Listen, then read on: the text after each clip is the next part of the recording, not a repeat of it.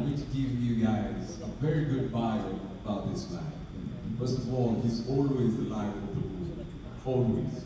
A very charismatic man. He's a jack of all trades. I mean, that should give you some info about the man that I'm about to introduce to you today. Interestingly enough, he's also a sportsman. He's represented Kenya internationally in tennis. And it actually surprised me because, I mean, if you see the man and the kind of capabilities that he does when it comes to the technical world, geospatial engineering as well in international relations, it will definitely impress you. So now on to the big name, to the big man, very big man. I would like for you to give a round of applause for the one and only Jacques Mataka. Come on, appreciate him until he reaches the stage. A man carrying a heavy vision. The floor is yours, sir. Thank you, David. Thank you all. Amazing MCs. I have that of them, but I will say it here right now.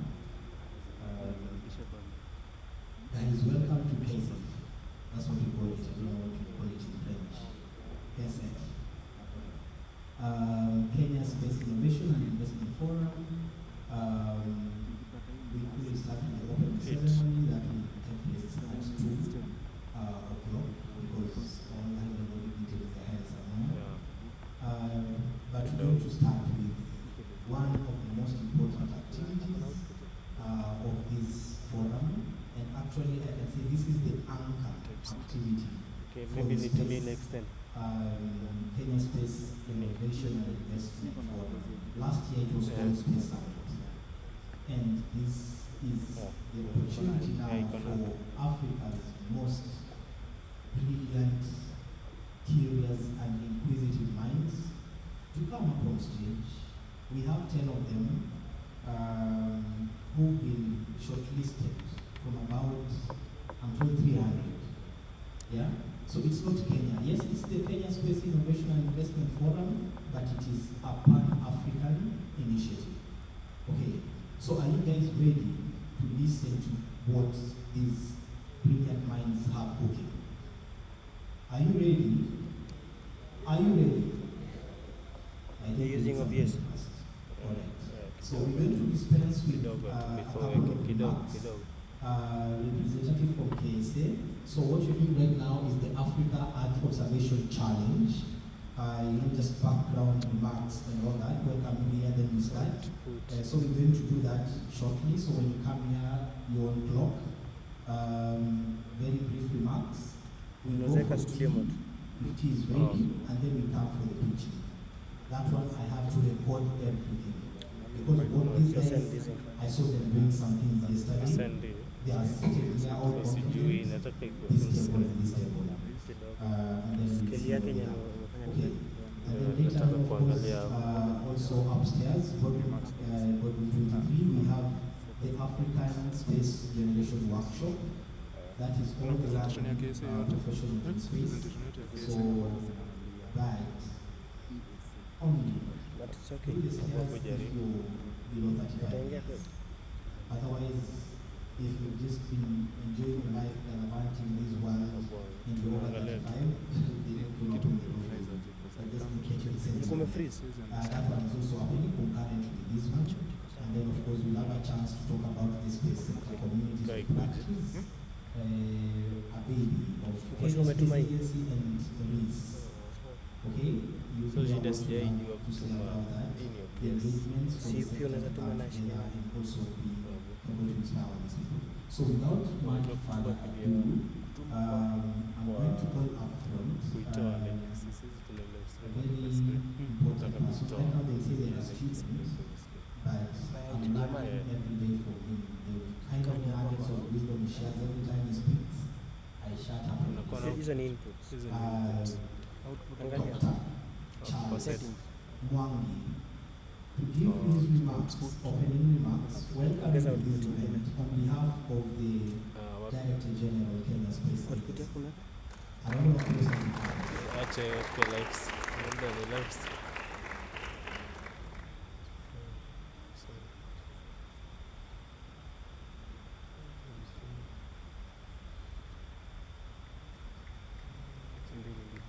scroll up. Good morning. Good morning. Good morning again. We need the energy. So my name is Charles. I'm with the Space Agency, and I'm standing here on to welcome you to our distinguished guests of this very Kuna important place unaongezanga another Kenya Space Innovation and Investment kwa sources Forum. ama si kwa source kwa We are output. These are the happy sources. here. Angalia The reason why General. we are honored is because we have a very important event at campus display kabla tujiangalia where we are display. going to showcase the brilliance of country. We also want to thank one of our very important partners, Angalia mali kuna Greece, reviews, ma who continues projections. to run the Preview, event, unaona the preview Africa hapa. Innovation Challenge. And they have You can also been able to do Sawa, this, acha ni able to Google run Lens. this for the last 10 years. So we give them a clap for the great work that they've been doing. So the Kenya Space Agency has a very important role. Hello, Amanda. They play the role of both Yes. motion, coordination, and regulation. Yeah. But we've seen the value that we need to put into Sir. promotion. Sawa. Why is that important? Because we also want to stimulate our economy, we want to stimulate our sector, so that now we can also develop solutions that we can benefit from. And the reason why we saw it fit as an agency to collaborate with Greece and the other partners that are in this particular forum to host the Africa EO Challenge final pitching event here is to help us learn, to help that other community, that innovative community that is growing. Because it is only when we have a community that is able to innovate, to address our challenges, that we will be able to grow as a country. Of course, there are metrics that have been given in terms of how the space economy is and the value of the space economy. But if for Africa to derive value from it, we have to innovate and innovate to address our problems. We develop solutions that are grounded on need. And we hope when we get that conversation going, that we'll be able to get to see what they have been able to do and share their brilliance. And of course, the question that then we beg from them is, if they are innovating and they are requiring funding or they are requiring any other support, can we provide that support for them? Because they are our people and we need to help them grow. With those very many and few remarks, we want to invite you to this conversation. Like Chuck indicated earlier, we have a concurrent session also with the young people, the Space Generation Advisory Council, that is happening upstairs. And then, of course, in the afternoon, we will have the formal opening of this particular event. So this is potentially a big event, and I want to take this opportunity to hand over this microphone to the MCs. And again, with those very few remarks, I want to declare this part of the session open. And we can give it a clap. All right, thank you very much. Asante sana, Dr. Charles. Really appreciate. Once again, let us appreciate Dr. Charles for officially opening for us this morning session, which is very, very critical and setting the stage for us. And even as we talk about space technology, this morning when I came in quite early, so a lot of us were not here. And I sat at the back, and there's a gentleman, I can't see him. He's a teacher, he's taught for many, many years, even before I was born. We started talking about space. And he told me, I've been a science teacher for decades, but I've never known that Kenya, let alone Africa, that we have such a vibrant space ecosystem.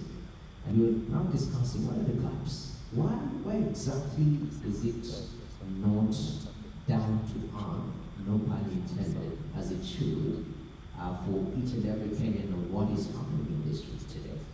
So this is about bringing down these conversations and the innovations. Hopefully the innovators, when you're pitching, will also think about us who are not in the space sector, because we need to understand what is going on.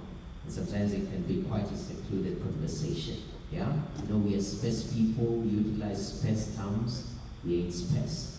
Yeah? But we need to come down on earth to make sure that we're inclusive, to especially the populace moving forward, so that we tell our stories. Amazing innovations, but we need to tell our stories better. And I believe that this session will help with that. So looking forward to engaging you guys in amazing, amazing stuff. But not to belabor the point, Dave, I know there is a namesake who's coming up in the program, and you're really, this was your dad's rating, you know. I know. First of all, before I even go into introducing this man, I've just been informed that I should also tell you about the activities of the following 2 days. Well, very insightful 2 days. And as such, as you just seen Charles came up here and how Jacques received them.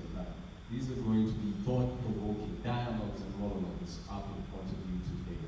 And as he echoed my statements earlier, try to cater for the laymen, the ones who don't know these space terms, the technical terms that some of you space professionals usually keep on using every now and then. As I said, I don't want to call you up here and tell you, put your appendix for your report up here, so that we know each abbreviation that you're going to use up in front for us today. But to my namesake, a very impressive man. Very, very impressive man, because the CV that I was given today, I was literally given 6 paragraphs, and I was told, take your time, introduce this man very well. And then I went round to his fellow colleagues, people who work under him, and they said this man is not just a space professional.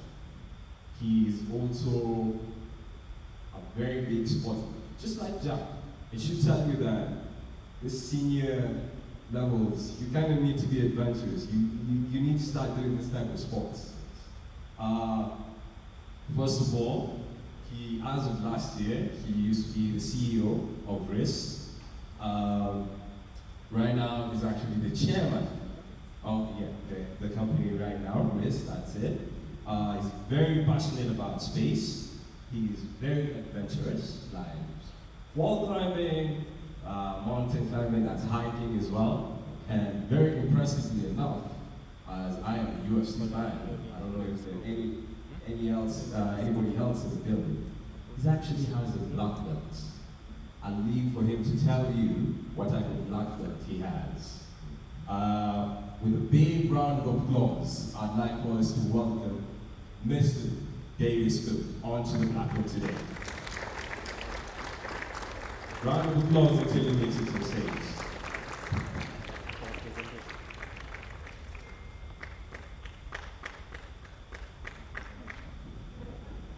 Thank you. Hello everyone, it is a pleasure to be here. 10 years ago, when we consulted my colleague who went to San Francisco Space Agency, conceived of the idea of the Conservation Challenge, it was a world of where we are today. In 2015, we had not really seen this tremendous growth in the number of satellites that exist on orbit. There were still only a few dozen launches a year.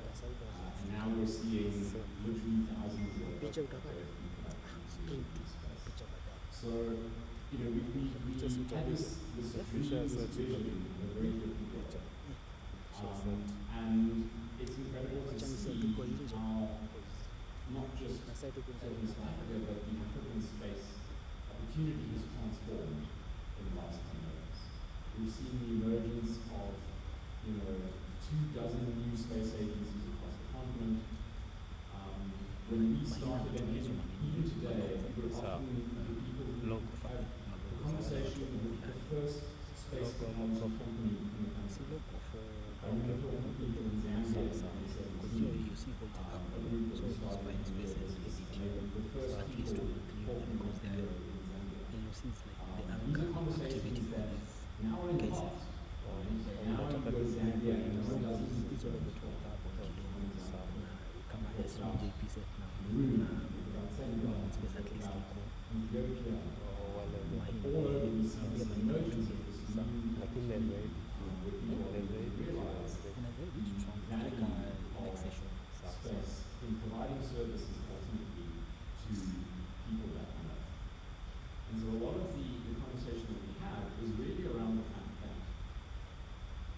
Space and the space sector of the future is a little bit like electricity. We don't think about the fact that electricity powers our entire economy. Our laptops use it, our phones, our cars. We don't think of a car as an electrical industry product. We don't think of computers as being powered by electricity. They're just there. In the same way, we increasingly see space-based services being embedded into so many different aspects of our lives. But it's important for us to raise the awareness that space provides. And I think this is one of the big challenges. I was talking to some colleagues earlier, is the communication challenges that we see around space. Is getting people who do not know about the space sector to understand the value of it, and to realize that space is not just around putting astronauts up into space with rockets, but there are so many ways that space technologies are found inside our daily lives. And as soon as we are able to unlock that understanding, all of a sudden people become really excited about the opportunities. And so the Earth Observation Challenge, yes, it is absolutely about finding and empowering entrepreneurs in the space sector across any industry, whether that's agriculture. Of course, this is an important use case for space. But mining, disaster relief, finance, video games, there are so many different areas where you find uses for space services. So it is absolutely about supporting the private sector to grow and help deliver services to citizens. But more importantly, it's around raising the visibility of these entrepreneurs, raising the visibility of space as a sector, so that more people are able to buy into it. We are in many countries across the continent are still at the early stages of our journeys in the space sector. And what is most exciting to me is no one has won the new space competition. There are no truly profitable space companies around the world. Even the kind of the big tigers are massively supported by government contracts and are not by themselves financially and commercially sustainable. It's a little bit the same as the internet in the late 90s. No one knew who was going to be a successful internet company in 1997. We hadn't figured the whole internet thing out. No one today has yet really figured out the new space economy. And that gives us opportunities to build new business models, new partnerships, new ways of working, and do this in a way that does not preclude African participation in space economy. But it means that we need to create heroes. We need to create heroes in the private sector who are doing incredible things and putting space on the map, as it were. We need to create heroes and champions in the public sector who are able to take this message broadly across governments and between governments and talk about how and why we are able to utilize this effectively. In academia, getting students, whether it's at high school or beyond, to become really excited about this. One of the more exciting developments for the African Observation Challenge is the emergence of the AEOC Junior, which is a platform to support high school kids to become more interested in the space sector. It also extends beyond just the science and engineering into questions of art, questions of storytelling. Recently Kenya has supported astrotourism.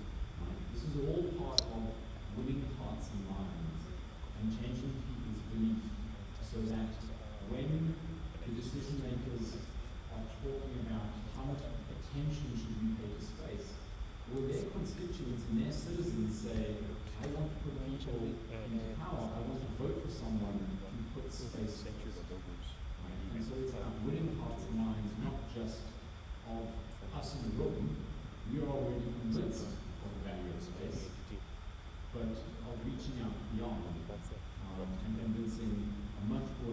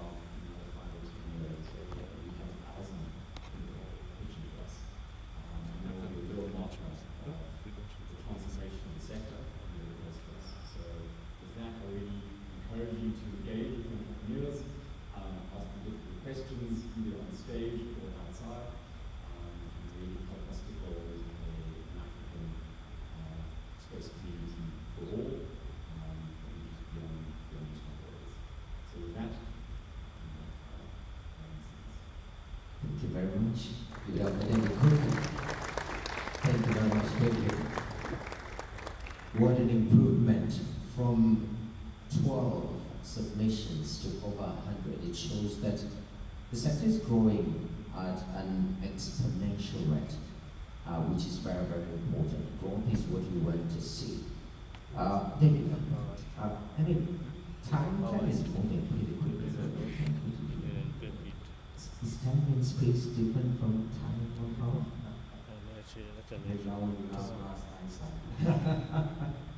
That would be quite interesting. So, without wasting much time, I'd like us to go straight to our next speaker. This gentleman is quite an interesting one because he comes from the European Space Agency, and what we've seen recently, even the bump up in budget allocation, and now we are heading towards defense. But I remember European Space Agency releasing a statement saying that the clear mandate for use of space applications for non-aggressive defense purposes signifies a historic change for ESA. And when we talk about taking advantage, utilizing space, we are seeing a changing ecosystem. Where are we heading in the near future? It will be interesting to know that. Locally as a country, we are implementing the SDGs. We have also the government of the day having the bottom-up economic transformation agenda. These are areas that space can come in strongly and make sure that we are solving some of these challenges. So, without further ado, ladies and gentlemen, please, from the European Space Agency, give it up for Svenna Loken.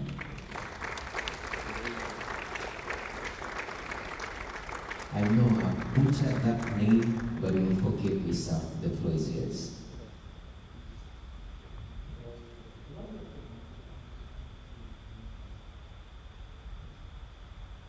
Okay. Good morning, everybody. Good morning. Good morning. Ready to respond to me? Please do. Please do. So, my name is Simon Larkin, as was told earlier, and you know how it is when somebody asks you a question, just how would it look like this and afterwards you can present it. So this is what I should have answered. What I want to get out of today, what I want to get out of this today, is that you walk away with a feeling of what you think or something or something that's going to impact all of us. And that is on institutional level, with private industry, with new space, etc., which has a lot of activities that go in the direction of this. It's absolutely strategic, and that is going to have much to do with how industry develops, how our institutional relations develop, and how we actually have together some sort of progression in terms of what we need to do. With that said, my name is Matt Miller, and I work in the Climate Action, Sustainability and Science Department and Director of KSIIF Isolation. So, apart from this, I would like you to go away with a sense of opportunity. I'm going to be talking a little bit about this. I think that will actually disrupt a little bit the narrative here, and I feel like I should have a 10-minute, very jumpy talk like my colleague just did, on the compliments to you. But there is an institutional part of this. I have to talk to you about myself. That's what we're doing. I don't know, hands raised, who's heard of this? Hands raised, who's heard of this? Okay, there are a few that haven't, and that gives me excellent. Yes, both there, so great. So there are a few here that haven't, and I have to go through these. I'm going to talk to you about the purpose, and then talk a little bit about the global partnerships we have, the partnerships we now have in place as of 20-30 years in Africa, and then the most important part, which is we are Catherine, the center with me, the young lady sitting over there, just so that you get some idea. So there might be some breaks. I'm going to try now. Something's going to blow up the first time I do it. Alright, so European Space Agency is an intergovernmental organization. We have 23 member states, and where we launched, where we were founded in 1975, so we've been around for less than you, we've been around for a long time. We have a workforce of around 16 people, offices, sites in our member states in Europe, and there's offices all over the world. Space is very expensive. This is why, as the member states, we have 24 member states that are able to go into projects, executives, etc. where one organization takes the financial risk and we can do projects we would not do US control countries. You can think of it in terms of having a bus, we buy a ticket on the bus instead of buying small cars. Our budget, just to give you sort of an idea of what the magnitude of the design in 2020 euro per European. Next slide, please. There you go. I'll do it. Yeah. What's that mean? Did I do that? Okay, well, that's good. We're the first continental and transversal space agency. Alright? It used to say we are the only continental and transversal space agency, but that's no longer true. Do you know why? Anybody can smile? Because as of March this year, there is a new continental space agency, which is the African Space Agency. I think it was in March that was active. There is a second one now. We are still the only transversal.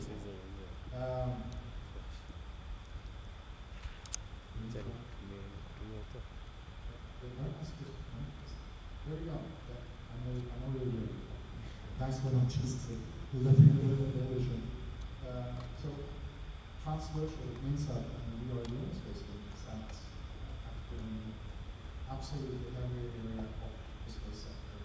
Technology, operations, exploration, launches, human space navigation, etc. And the sector that is most important for you today and where we work, EO, African EOG, that's Earth observation, right?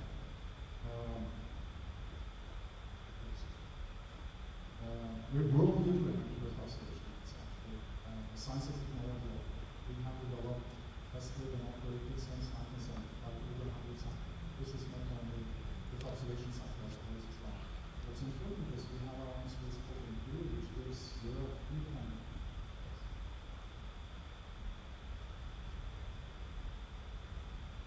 Okay, that's fine. So, alright, this is a slide. These are missions. But what you see there, the little icons are missions. And for 4 decades, more than 4 decades, we have been developing between the heritage missions, the earliest ones we did, our technology developments, where we learned, we built the technology, we generated the knowledge, we created the user communities, and essentially with these laboratories in space, we tested what was possible to do. Between those and the operational missions, which are both in the meteorology and in the Copernicus program, the development missions that, which is where we give continuity and where we, right? Listen, are you ready?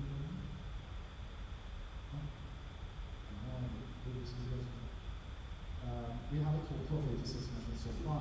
But this is actually not just a sort of a list of missions. It has there is a logic to this. If you go to the top far left corner, we're talking about many years ago, we launched the RS-1 and we saw what we call the Earth exploring missions. Very rapidly, these were the technology we developed there went into the meteorological operational mission. It's still now from the scientists. You have continuous operational meteorology and climatology missions that have been done or managed by or operated by UNESA. Then came, a little bit later, what was the real breakthrough. All of this that was research became, or operations for the meteorological, it became the Copernicus program, which gives now daily observations of the oceans, of the land, and of the atmosphere available for everybody.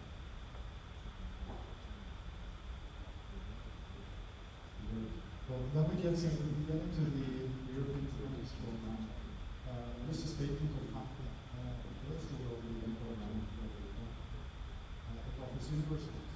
Anybody can access it. It has state-of-the-art observation with unprecedented coverage, systematic data availability, full free and open data policy, and it also has guaranteed quality of the data. And this is available to everyone.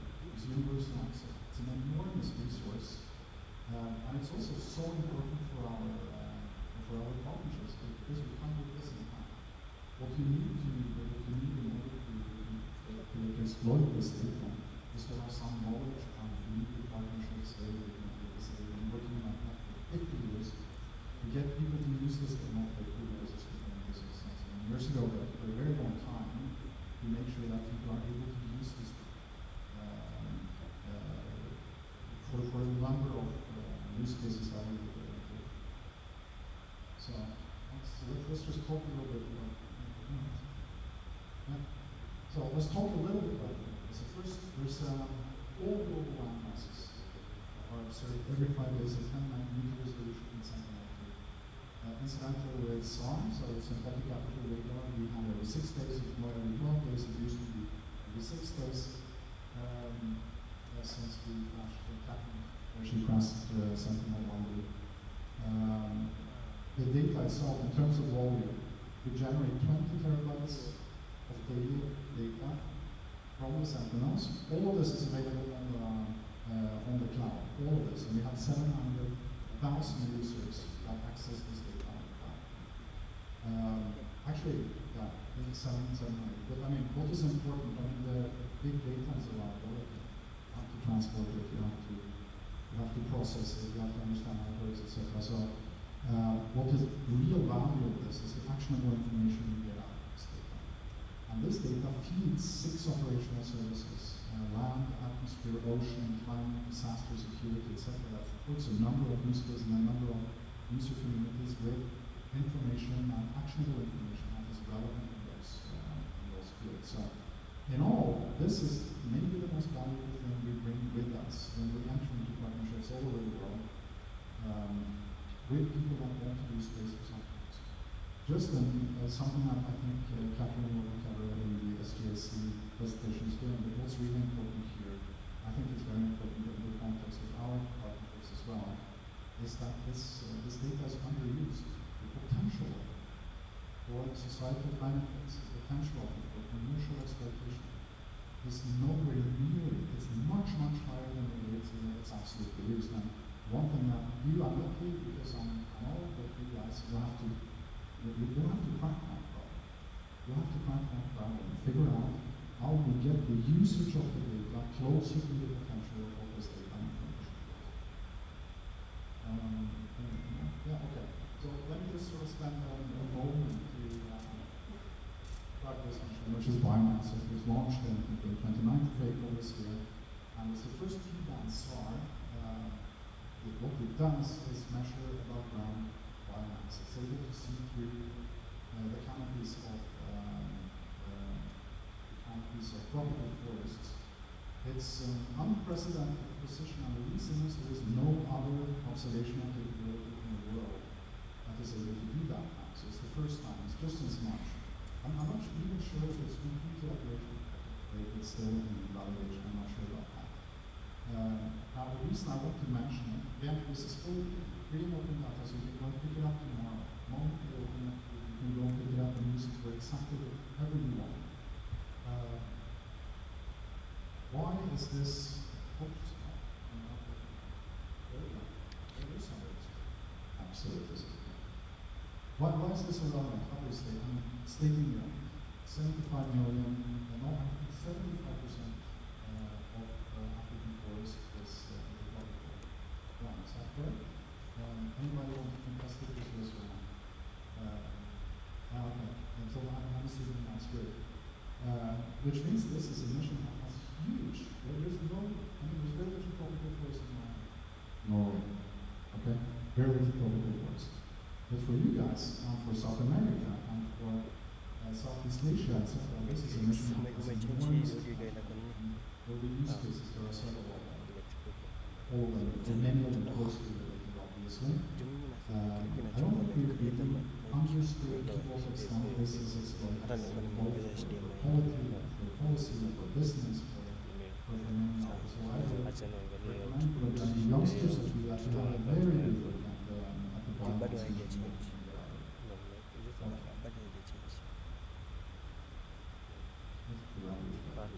So So, national to continental partnerships. I just want to give you, I just want to give a little bit of a feeling of the range of partnerships we already have.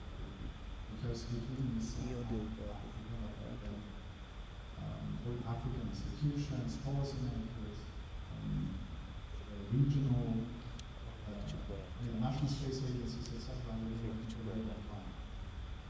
There's a long-standing partnership with the AUC. We're active in more than 40 African countries already. Not been so since before. I think the good deal in the US, they're giving to one, right? There's been a research collaboration since we've got a years it's 4,000 people in Europe and Africa are research scholars. We were in cooperation with more than 100 African institutions. And then obviously also the Defense Space Agency is without going much into detail. The reason I'm putting this up is because these are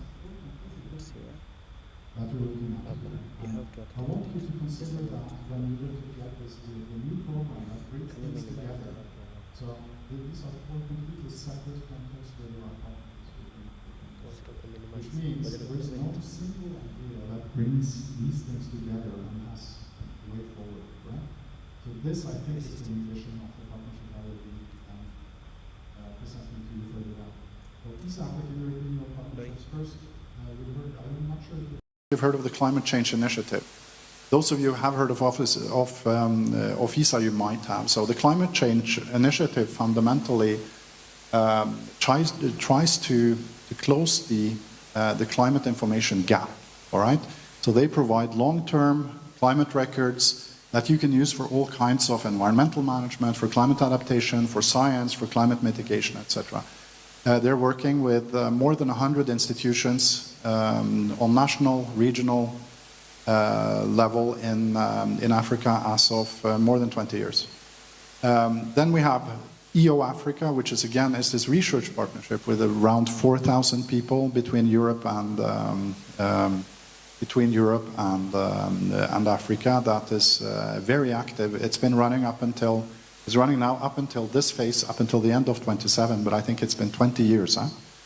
And then from 27, we hope to be able to set up a new partnership at Plus, where we go on specific thematic areas that are associated with, also then with discussions with AFSA, with national space agencies, and these new realities.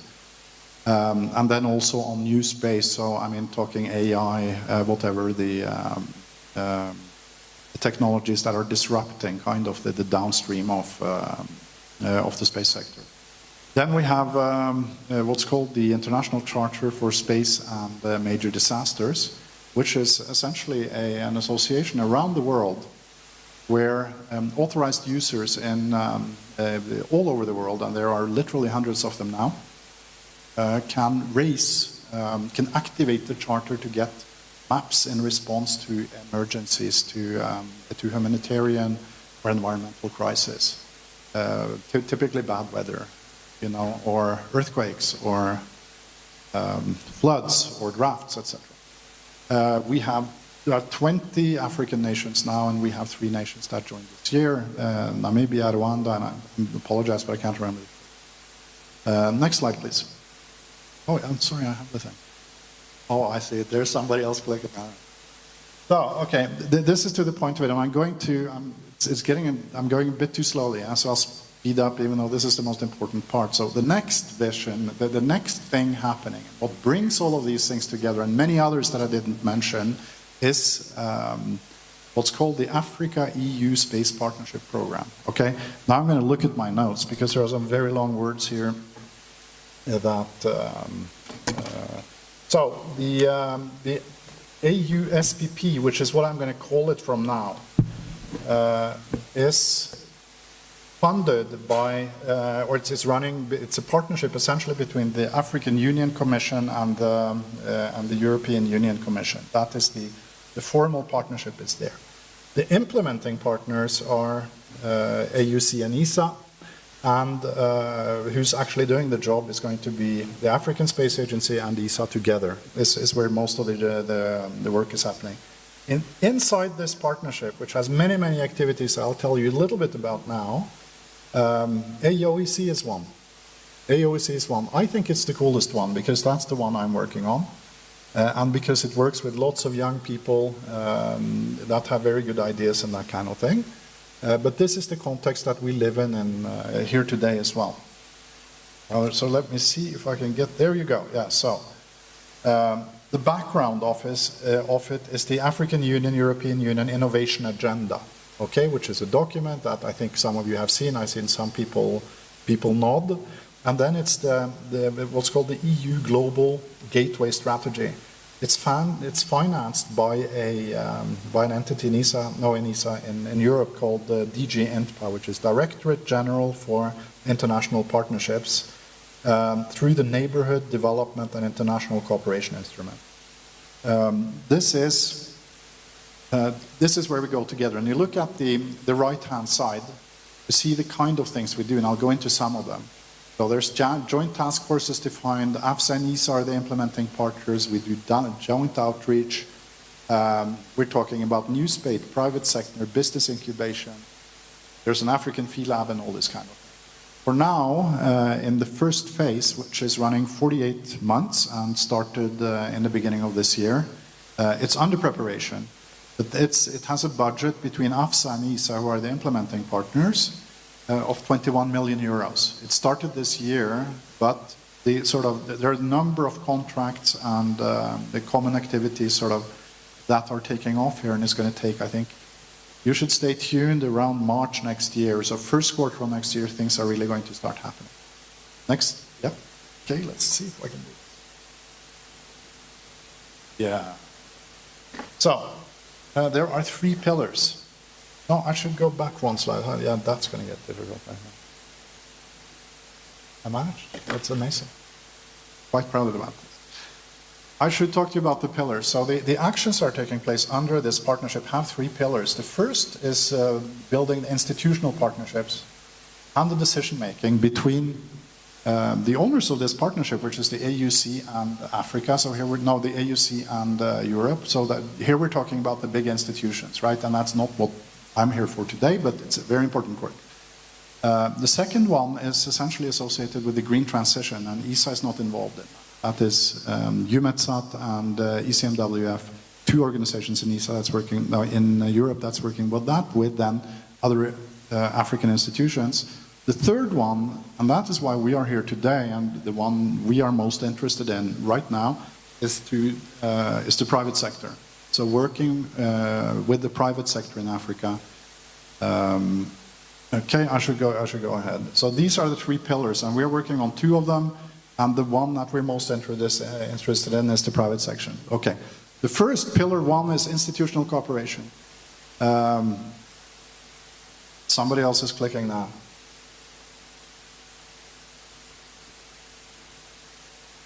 Yeah, okay. So, the actions under institutional cooperation, the first pillar of the AESPP, actions include these. So, first, we're setting up 4 European African joint task forces, and the idea there is to elaborate AFSA, African Space Agency priorities on Earth observation, navigation, telecommunication, and space science. The partnership have those thematic elements. There will be technical cooperation under this, assessment, analytical reports, etc. And what I thought we should highlight is 2 design studies, one for a concurrent design facility and one for CubeSat test facilities. Now I have 2. It's going to get worse, you know. That's worse. Okay. Training in the 4 space sectors, and here we're talking for the institutions. So both for the African Space Agency, but also for national agency staff. I mean, there's a number of new space agencies popping up. National space agencies popping up. Okay, I think I'll see if this works now then. Oh, this has an hour. Okay. The third pillar is private sector cooperation. actions that we are taking there is, first of all, is to pilot the National African Business Innovation Lab. I see at least 2 people in the room that's going to be very much involved in that. It's a FI lab in hosted by KSA. It's a capacity program for African EO private sector with training challenges and hackathons, and the last action is Africa, Europe business development, so on a continental scale. Calls for grants, mentoring, open to African startups, etc. No longer do that.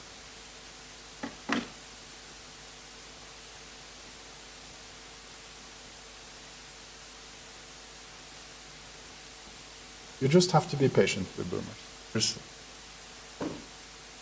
Yeah, I can see you. Okay, we were getting close to the end here, and final part of the AESPP that I want to cover is the Europe-Africa EO New Space Partnership. That's a new space preparatory program for EO. Engineering training, there is CubeSats hands-on, which actually means building a CubeSat mission. There's annual courses for African European young experts, training Africans and Europeans. And there's co-design for an EO small sat, so joint design from instrument to operation to business plan. And not simple stuff, very, very interesting stuff. I mean, you should see these things, the young people among the audience, you should see this as opportunities, and we should be in touch more in detail on it.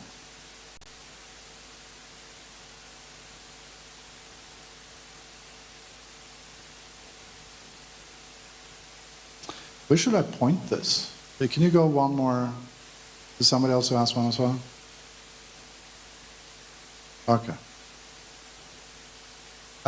Very importantly, so the AOEC strategic partnership and the AOEC, so that's why we're here today. We have a strategic partnership, so AESPP formally, but implemented by ESA, a partnership with the AEOC. And this is a huge opportunity for us when it comes to the objective that the AESPP has to develop the private sector. We come to a set table. There are, as Davis presented earlier, 10 years of success. So the work has already been done there. We come to a set table. Not only is there a challenge that can have potentially very much an impact on and does have a very much an impact on the private sector, young entrepreneurs here in Africa. There's also a vision with a wider, broader and more incisive process, long-term thing for the future that has been defined by the partners of the AEOC, that we are kind of buying into by getting into this, and the ESA and the EU wants to be part of this. It's a great opportunity for us. The kind of objectives that we have on it and the reasons that we have gotten in is obviously we want AEOC, and this is not our thoughts. Now, this is something that Nandi and Davis and others have been working on. Evolve into a Pan-African innovative framework, so something that covers the whole continent. Regional continental expansion, we would like to see all 5 AC regions represented. Facilitation of long-term sustainability on new scope. So something that is able to go in the long term without sort of being subsistence and where there is a beginning and an end, and then you see if you restart again, something that gives some guarantee for continuity. We have an opportunity here because there are so many activities going on the AESPP to involve other stakeholders that weren't necessarily involved before, to get those also into the AOEC context. And then equitable inclusion and diversity. One of the objectives of the overall the gateway strategy of the EU, and Catherine will be talking about that tomorrow quite a bit. Partnership we have is, for now, it's 3 years, starting now. We actually signed, I think we signed the contract, when was it, 10 days ago? So, no, 5 days ago, something like that. I mean, very recently. It's going for 3 years, but we have an intention to continue. Obviously, we're talking about the public here, so what happens doesn't happen. It's something that you know exactly only when it's signed. But the intention is to continue this because we think the potential is great. Abil, this one is close to my heart because I'm one of the founders, one of the co-founders of the Phi Lab in the European Space Agency. We were 2017 setting it up there. What is happening is something very simple, similar here, which is called the African Business Innovation Lab, the ABIL. And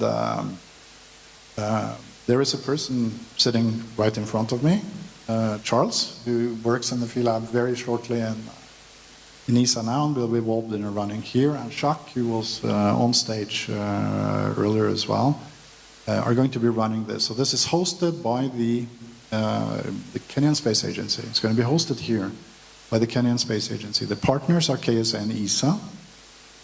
It builds on the ESA Phi Lab concept, okay? And there's something that we developed in 2017. It has fundamentally two elements. And the first is what we call Explore, which is the research innovation pillar, where you work on things that have low TRL. There's research, and I think more importantly now, technology transfer, because there are so many solutions out there. The second is Invest, and this is the business pillar, where you develop, not necessarily even develop, but you operationalize and commercialize the products and services that you get from. And this is the hard part. We're making so many nice shiny things. What's really hard is to get it to somebody, not to get it even, but to have people understand that you have something really useful that they should eventually buy. And that's not something that happens overnight. I talked to also some of the finalists yesterday, and the one in Charles told me that you walk into a person and say, you're going to need this. You need to buy this. And the answer you get is, what is this? What does space have to do with anything I do? Either in agriculture or in policy making or in rapid response or whatever else, right? So in my mind, and the tough job here for the ABIL is to be able to deal with that kind of. That there's going to be in-lab hosting of African startups, of SMEs, of companies and institutions. So you should hook up with the people from the KSA in this room that will be running this kind of thing. I think but I would take correction from anybody. I think that the kickoff is going to be around the Q2 2026, if I understand it correctly. And that was all. Asante sana. Is this? I'm sorry. I don't even close to deserve that. Do I say this correctly? Asante sana. Asante sana. Yes.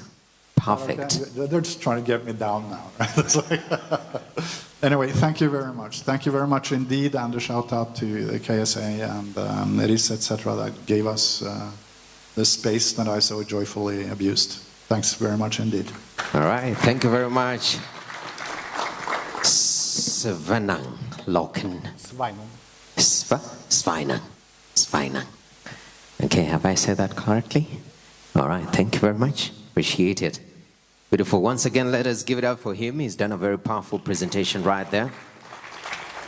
And I know he had placed a board of Q&A, and you've just ignored that. You're just like, nah, we have a tea break coming up shortly. But before we do so, Dave, some key takeaways from this particular presentation? Actually, something interesting that I was actually noticing when I was looking at the audience. You can actually tell the young innovators or even the business people in the room. Svina, I don't know if you noticed that anytime you mention a budget that more of caters for the young innovators, their eyes would actually light up and then they're like, say more, yeah. Okay, let me just come.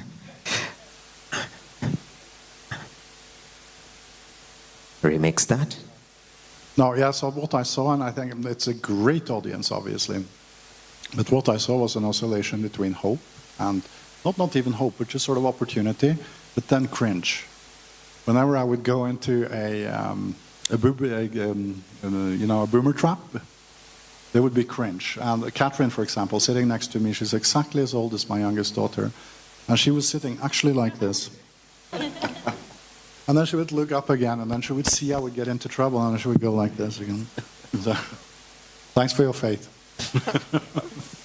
Quite interesting right there. That is a beautiful observation, Dave. Yes. So right now we want to take a short break. It's 11. We are coming up with a panel thereafter in the pitching sessions. So when we are taking our tea, I think it will be prudent, first of all, to when you're serving, we have different serving points. It will make it easier for us to access our tea. And if you may come back into the room with the tea, it will be amazing. It will save us a lot of time so that we move into the next part of the presentation. Are we in agreement in that regard? Are we in agreement? All right, at this particular moment, let us be on our feet, please. Wherever you are, let us be on our feet. Let us be on our feet. Let's be on our feet. All right. So hold somebody's hand and tell them, tea is on me today. Don't pay anything, okay? I've got you covered. I'll sort the bill, all right? So let's take our tea, come back into the hall so that we continue with the program since we are running behind time. Thank you very much. Dave, it's going to be an interesting part 2 of the day. I actually didn't hold anybody's hand, so I don't have tea, man. All right, guys, let's enjoy our tea. Come back into the hall with the tea. After you serve, then we proceed with the next part of the program, hopefully in the next 5 to 7 minutes. Thank you very much.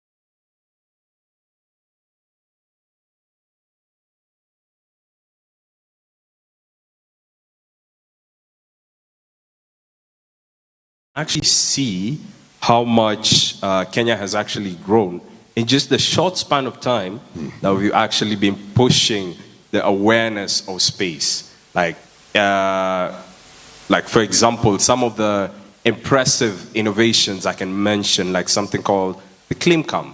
It's a climate camera that was actually made in Egypt by some of our very competent space engineers. Okay. Somebody who I highly even respect when it comes to the software engineering world. And they can just tell you from their experience out there that Kenya is actually one of the biggest innovators when it comes to space innovations. So if you just go around and actually interact with some of the electrical engineers, aeronautical engineers from Kenya Space Agency, they will actually be able to tell you how much we've actually grown in just a few years, and it's very impressive. Oh, that's incredible. So, in that spirit, just repeat after me. Just repeat after me.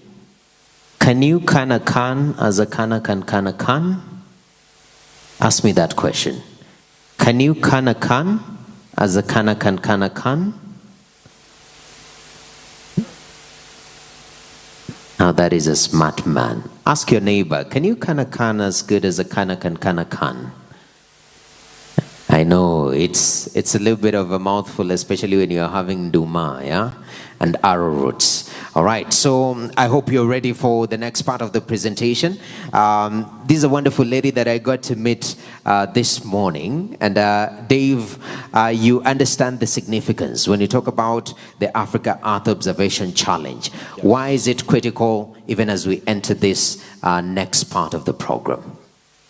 Mostly because even I, as one of the, I would say, alumni of this program, it's mostly catering for the young innovators of Africa, or generally just the innovators of Africa. Because as I told you, the awareness of the capability of space and the space ecosystem and the technologies as a whole isn't that much big in Africa. And you can see from the very incredible minds that once they just got the simple grasp of the simple information from what they can see their national space agencies doing, they've been able to come up with solutions that actually cater for just the end user, which is their communities. Okay. It's more of trying to reach onto the small communities, the remote communities out there.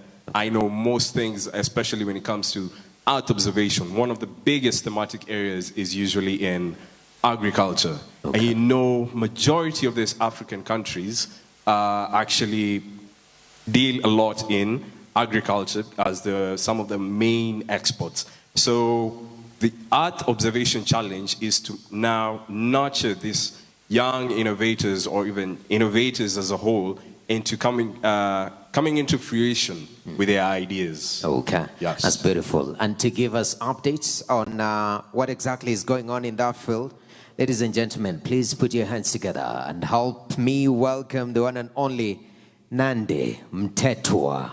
Beginning my coffee, appreciate her. Big round of applause. That's incredible. Come on, we ladies can and do better. gentlemen. We've just had tea. Yeah. And her outfit is on point. Yes. Incredible, incredible outfit. The Nandi, African standard. the floor is yours. Enjoy. Oh, there it is. That's it.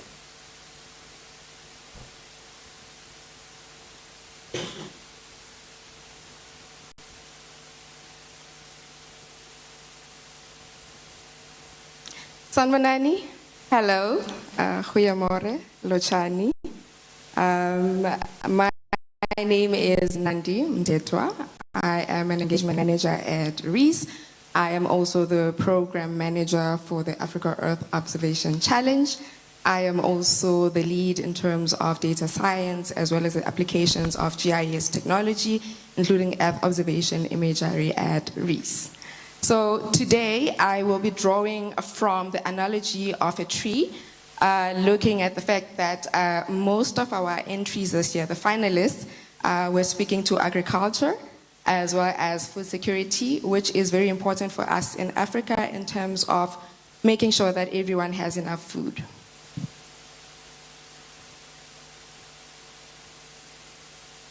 As Davis has started us off, we started 10 years ago in Pretoria, I think in South Africa, which is a very vibrant city, and this was conceptualized along with the South African National Space Agency, and it started very humble beginnings actually. There were only 10 people, I think, in 2016. 2017, I did join the cohort, so I was part of the 10 as well, top 3 in that year. 9 years later, I changed my position from beneficiary to benefactor, and this is why this is particularly a very personal mission for me. In terms of what we are trying to do is cultivate seeds into thriving trees that are contributing to the ecosystem and also bearing fruit that drop seeds that will bear other fruit as well.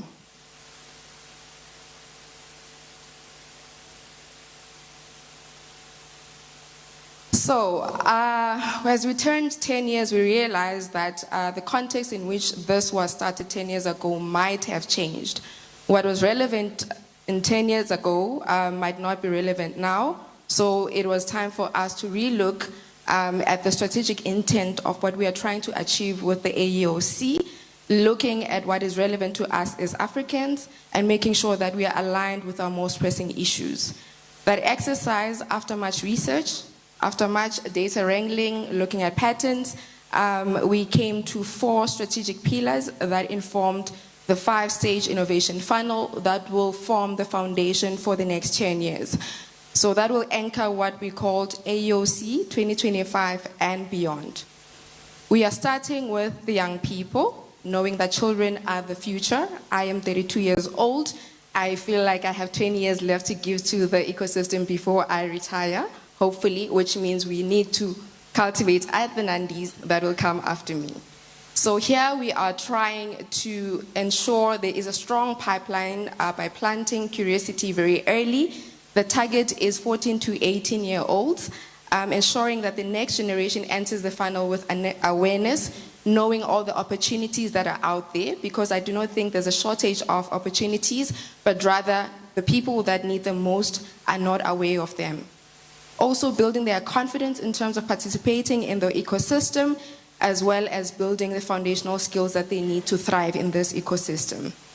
The second one is equitable participation, so building an ecosystem where women are not invited, but are built in.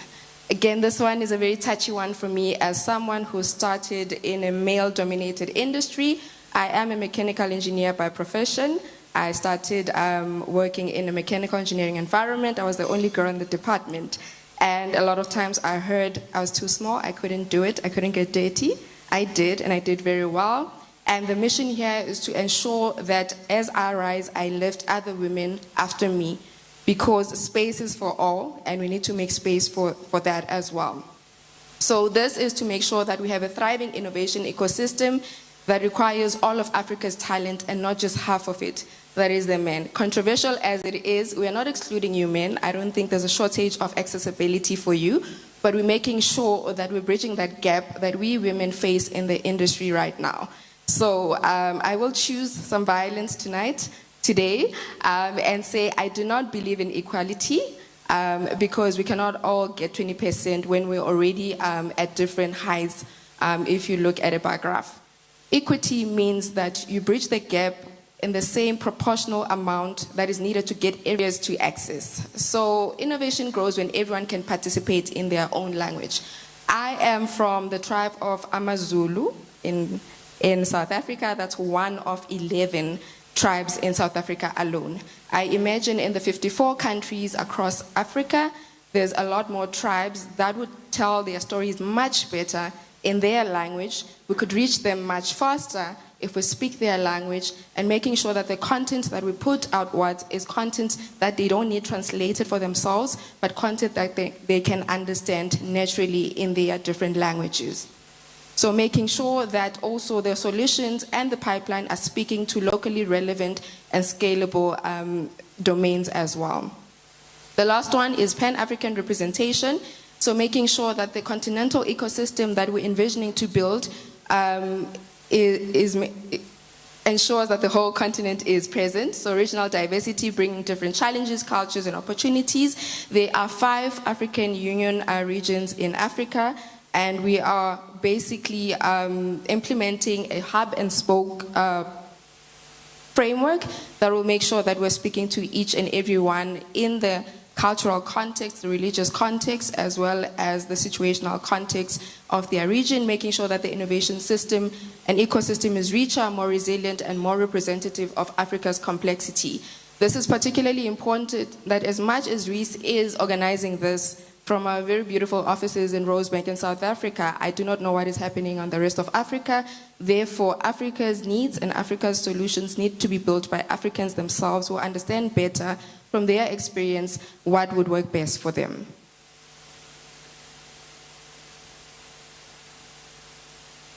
A bit more on our 5-stage innovation funnel. At the beginning, as I said, we are planting the seeds very early, making sure that the soil is fertile. I assume that I am speaking to some farmers in this room, so they'll understand better what I mean, but making sure that the conditions and the environment are conducive to the seed germinating into a seedling.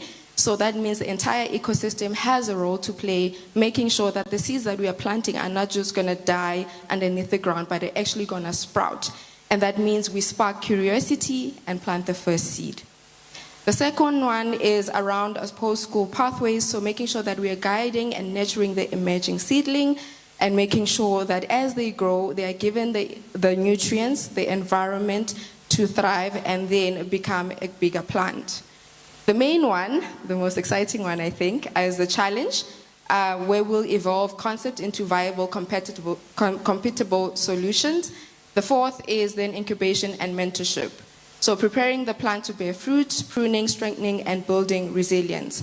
The exit point of this funnel is then investor readiness, making sure that we're not just throwing money at people, we are not cultivating dependent businesses that will be a revolving door in terms of our programs, going from one program to another and not actually growing, giving back to the ecosystem, but making sure that they too then are exiting and equipped with the right tools and the right resources to also then sponsor people to enter the first part of the innovation funnel.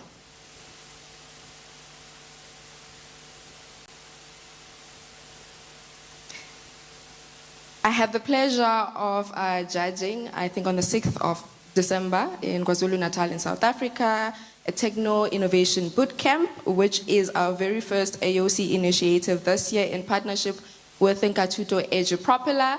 And as you can see, those beautiful kids came and presented their solutions, while this year we're too late to integrate the EO agenda. From next year, they will also be building solutions around the different data sets that we get from partners such as Digital Earth Africa and Dunia, as well as then being able to contribute to our ecosystem. This was exciting, and I think it's important to note that these are disadvantaged kids.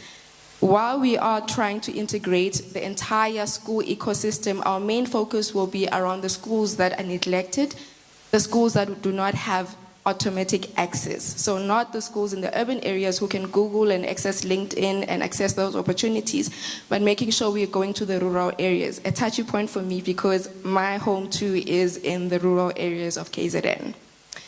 So AOC Junior plants early curiosity, making sure that the soil is fertile, the temperature is just right, the moisture is just right, and making sure that we are protecting these kids in this environment so that they're able to conceptualize all these ideas. So that will go from awareness, education, exposure to experience, and our activities will include outreach, school clubs, techno boot camps, as well as beginner challenges. I am very proud to say that the boy that you're seeing on the left, KSIIF Mzimela from KwaZulu-Natal, was the first ever recipient of the AOC Junior Award. He was a very inspiring participant and was very confident, and we feel he represented everything that we're trying to make AOC Junior to be.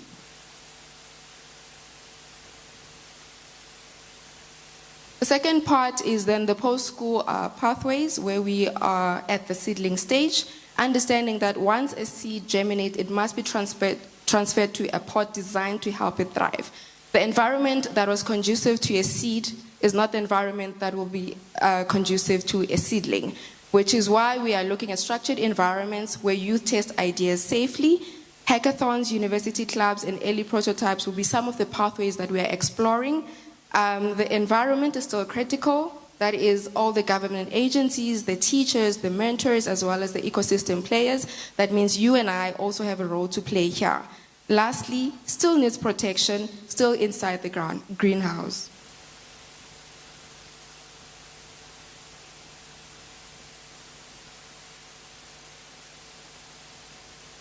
The third one, as I said, is the AOC challenge, where the young plants will enter the field. This is meant to be competitive, regionalized, and grounded in real-world issues.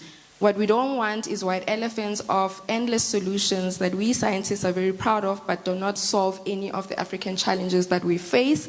And we are implementing then the hub and spoke model, which will ensure that we're taking contextual fairness into consideration and that innovators are competing on familiar soil with familiar tools in their familiar language. Young plants are now strong enough to real sunlight, real weather, and real testing. I think the 10 finalists here will admit to it. We put you through the most. You're almost at the end of the tunnel, but you needed to go through that because it is a testing ground for those ideas that need to be developed further. The output then are prototypes, minimum viable products, and validated problem statements.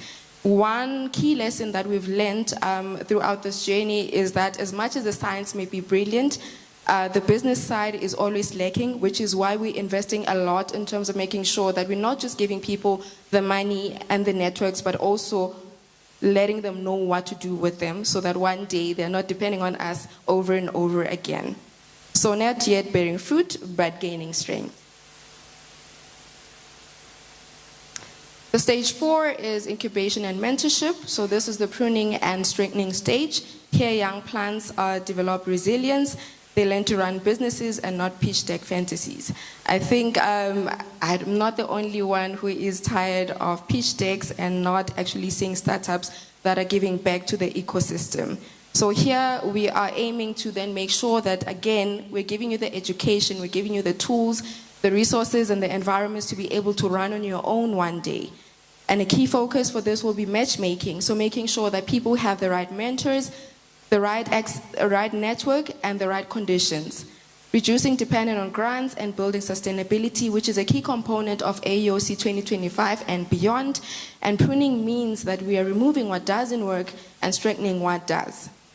Graduates will then become part of the alumni community, which we are launching next year, and making sure that they transition from beneficiaries to benefactors, just like I did. The last stage is investor readiness. So assuming this is now at the fully grown tree stage, understanding that not every tree is ready for the open field of investment, and money alone is not a fertilizer. When you give large capital to unprepared startups, you're basically setting them up for failure. They will burn their runway and then come back begging for more, which is not what we are trying to do here. A mature tree is resilient and it withstands strong light, heavy rains, and harsh climates. Running a business is not easy. I do have a business of my own and I understand that there's a lot of hardships that you face. I sympathize, and I'm aware that there are resources that you need beyond money to be able to make use of the money that you do get and to make sure that you're growing independently as well. So hoping that a mature tree produces fruit, so that is a real economic value, and the seeds, new innovators are entering the pipeline. To this, we are hoping to have the multiplier effect.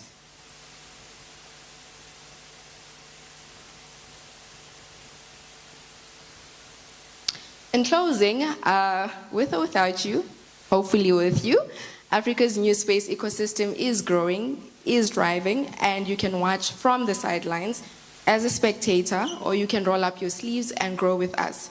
Drawing from Davis's 2025 Founding Partners Reflection, where he said, whatever happens between now and 2035, the Africa EO Challenge will continue to be a fertile proving ground for world-class space entrepreneurs. Again, the call to action here is with or without you, but ideally with you, come on this journey with us and help Africa thrive. Thank you.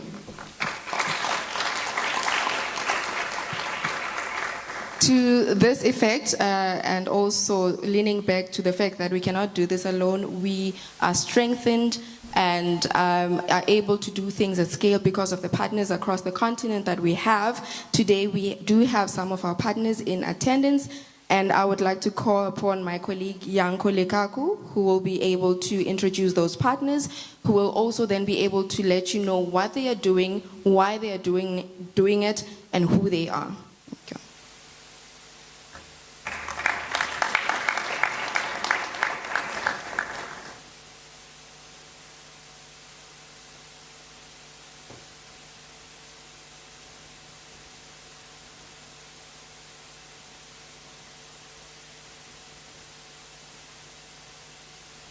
Good morning, everyone. I'm sure you've had to say good morning so much that you're tired of saying good morning. But yeah, my name, like my colleague said, Nandi, my name is Yanko. I'm also an engagement manager at REIS. I work a lot in the space practice. I've been leading a lot of our initiatives regarding ecosystem building and building the pipeline of space sector entrepreneurs, startups, and businesses. So I think we thought it was fitting to have me introduce the partners because it builds into what we've been doing in terms of building the ecosystem. We believe that in as much as there's products and services and things being built in the space sector, they need people who can actually uptake them. We heard from Issa earlier that the goal is to ensure that not only is this being created and it's great and everything, but we need to make sure that there's people who understand the applications of those things and where to go. So what I do a lot is to build the ecosystem, especially including private sector, from different sectors, understanding how they play in the space sector itself. So we've had to change the panel setup a bit just because of time and to make sure that we're on time. So when I invite the partners, I'll essentially give you a chance to do like 3 to 5 minutes of essentially just who you are, what your organization does, your motivation around supporting AOC, and one of the questions which you are aware of, I'll ask you a question as well. We've already had a chance to hear from Issa, so we're having a chance to meet the other partners as well. So this is an exciting opportunity for me. I'd like to start with our hosts. Kenya Space Agency, Mr. Jacques Matara, please let us know the motivation behind supporting the AOC, and as hosts, what partnerships does Kenya see as critical for sustaining Africa-wide innovation beyond 2025? Can we please give them a round of applause, guys? Please. Thank you, Yanko. I'll be quick because I know we are like 1 hour late. So yes, I'm from, Jack Matara is my name, from Kenya Space Agency, where I lead space research and innovation. Our mandate is to promote, coordinate, and regulate space related activities. And that is, in short, just trying to, in 4 short points, enhancing the utilization of space-based data, technologies, and services for decision support and socioeconomic development, building our national space capability in infrastructure and human capacity. Most important, okay, they're all intertwined, just nurturing our space economy, making sure that, you know, we get value from space, create jobs, generate money for all the startups, all the innovators, and even the government in return. And then awareness.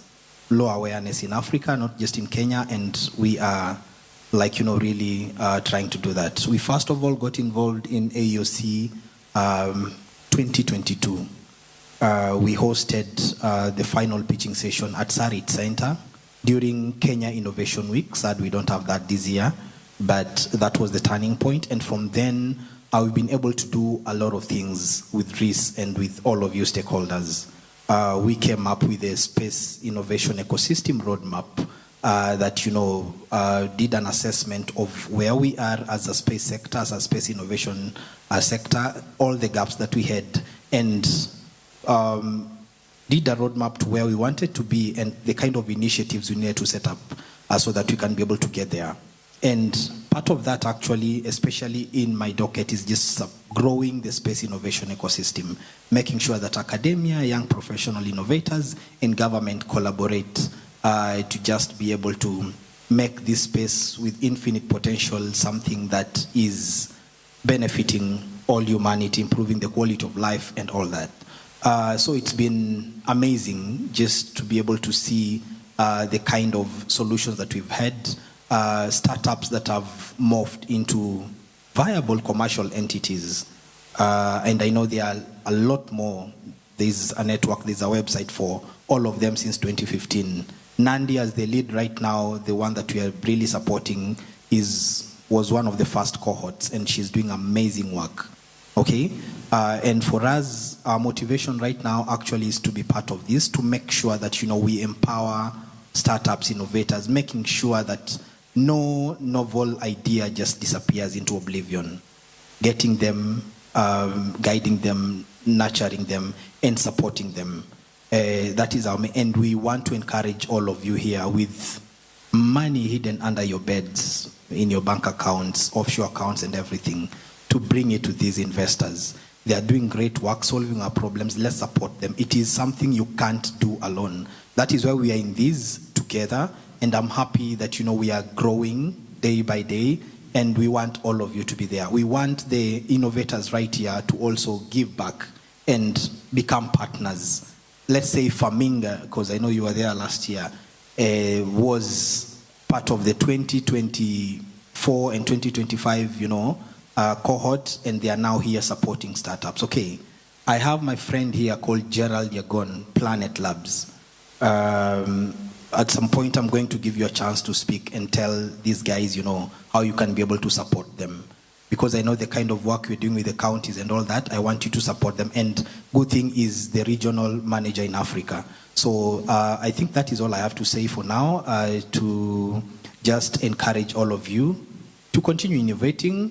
And Charlene, when you come here, make sure that next year we have 10 finalists, all of them being ladies. Not that I don't want men, but I want to see that inclusion, gender, as in like being part of this. Gents, you're doing okay. Thank you, lady, for making this.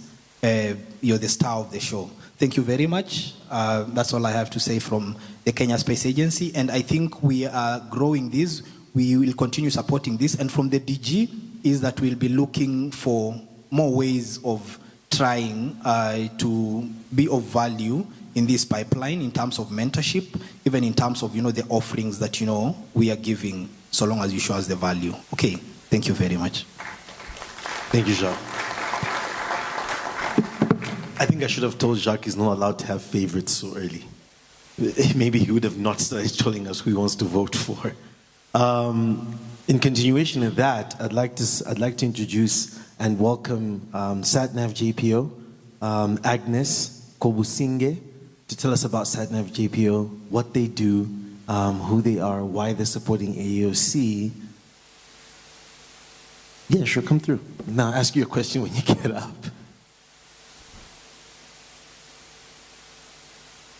Thank you. Good morning, everybody.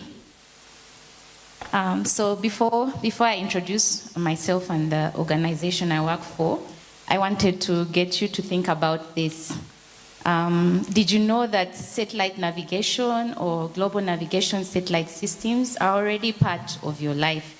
Every time you use your phone to navigate, you use your Uber or Yango, you're using GNSS. But also, did you know that there are new satellite navigation systems that have been developed, and they provide better performance than the legacy GPS, Galileo, and Beidou? So that's what we are trying to promote, the new satellite-based augmentation systems called ESPAS. So my name is Agnes Kobusinge. I am a GNSS operations expert. I work for SatNav Africa JPO. We are based in Dakar, Senegal. So SatNav was created as a Pan-African specialized entity to support the implementation of seamless satellite-based augmentation systems, the implementation and use of these systems in Africa, with aviation as the main driver. So the aviation sector has very stringent accuracy and integrity requirements, and that's why it is driving this system. But the performance of these systems can be good enough also for other non-aviation sectors. So we also work with the non-aviation, maritime, survey and mapping, rail and road, and the like. So we are a component of the Africa-EU Space Partnership Program. I had the gentleman from ESA talking about that. So we are part of that, and we are funded in the framework of the Africa-EU cooperation since 2013. And we are hosted by the Civil Aviation Authority, or the air navigation service provider in Western Africa, called ASECNA. And they are developing the first satellite-based augmentation system for the whole of Africa. It's called ANGA, Augmented Navigation for Africa. So this system is what we are promoting and telling you about, that there are new systems coming. You'll be able to have better performance according to the requirements in your sectors. I would like to end also by saying that we have three main areas that we are focusing on within the next 3 years. And that's, the first one is to help countries and institutions to understand GNSS and SBUS, how to implement it in case you want to be part of the implementation part, to implement the system, but also how to integrate the GNSS into your applications. So we do capacity building, we provide guidance, enabling institutions to be able to use these satellite navigation systems. Secondly, we support the growth of local talent and innovation, and that's why you see us here. We partnered with Africa Earth Observation Challenge, and we are planning to also continue supporting the challenge and also to hold our own challenges and hackathons, not only for Earth observation, but for GNSS. We want to show the synergy between GNSS and Earth observation and other space technologies. And then the third one is that we are also building a collaborative platform involving public and private partners aimed at fostering collaboration, innovation, capacity building, and the like. So we want to set up the Africa Satellite Navigation Innovation Hub. So that hub will bring everybody, universities, regulators, industry, everybody, even investors. We bring them together to share knowledge, to align priorities, to support each other. So at the end of the day, this work is about enabling Africans, all of us, to leverage satellite navigation systems and partnerships to build solutions for Africa's needs. So thank you very much.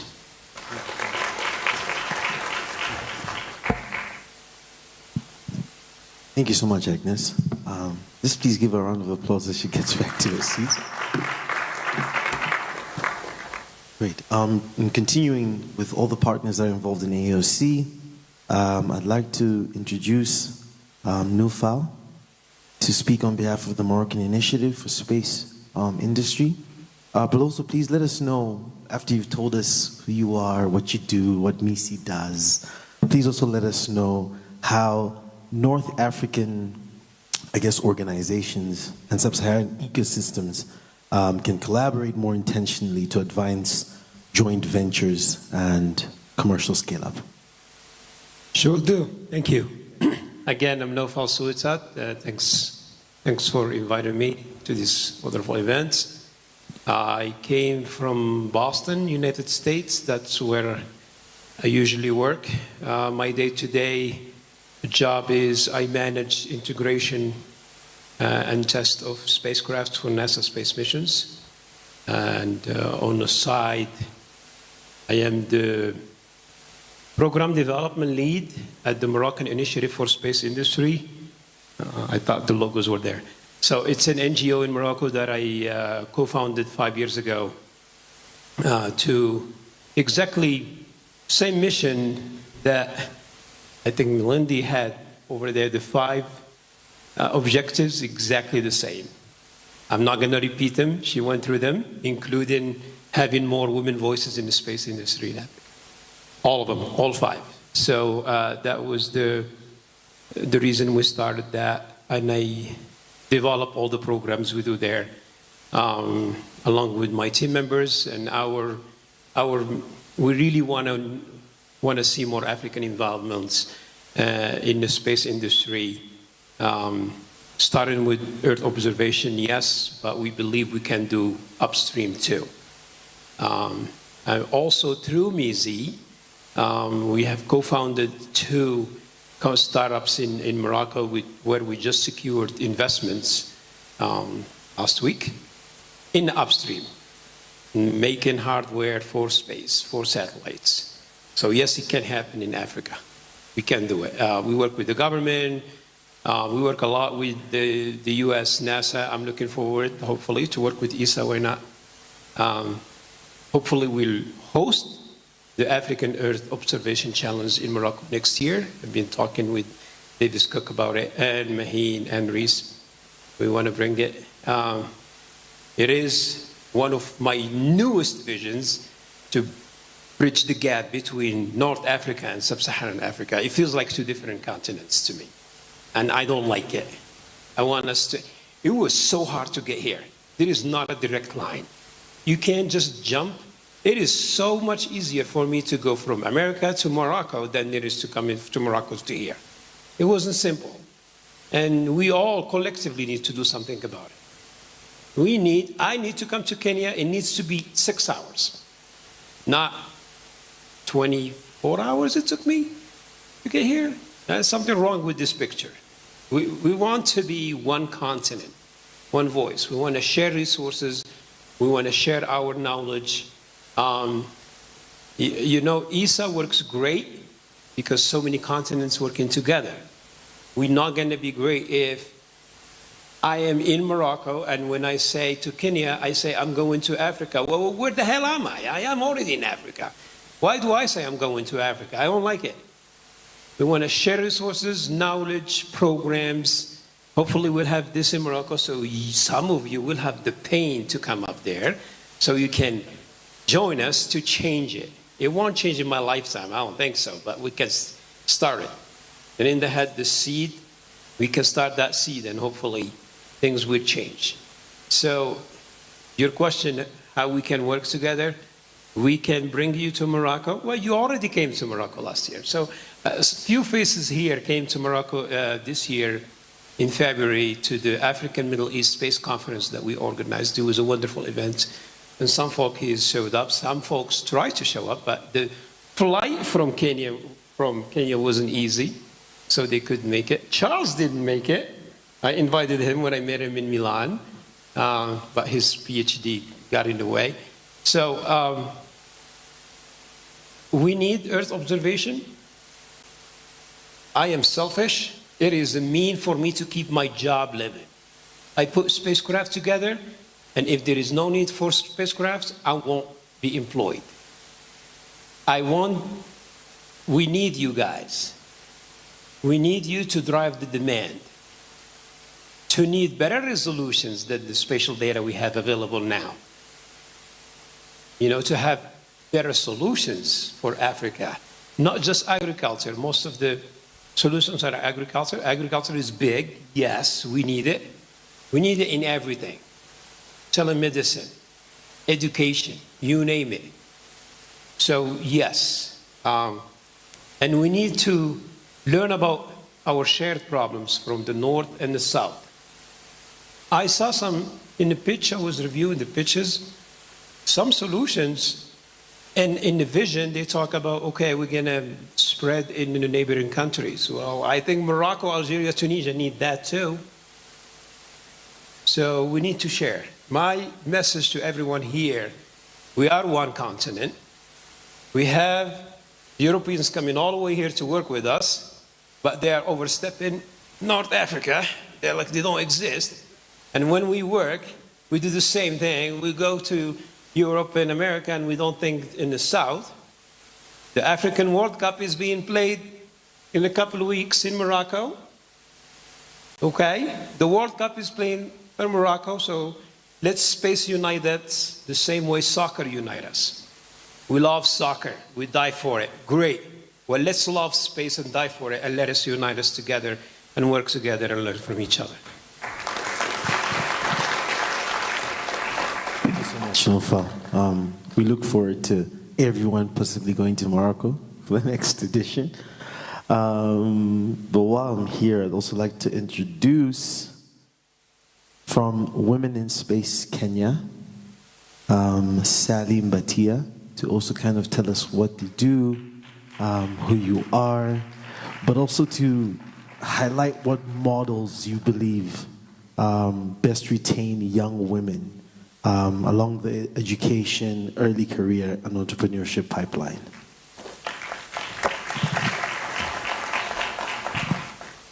Thank you.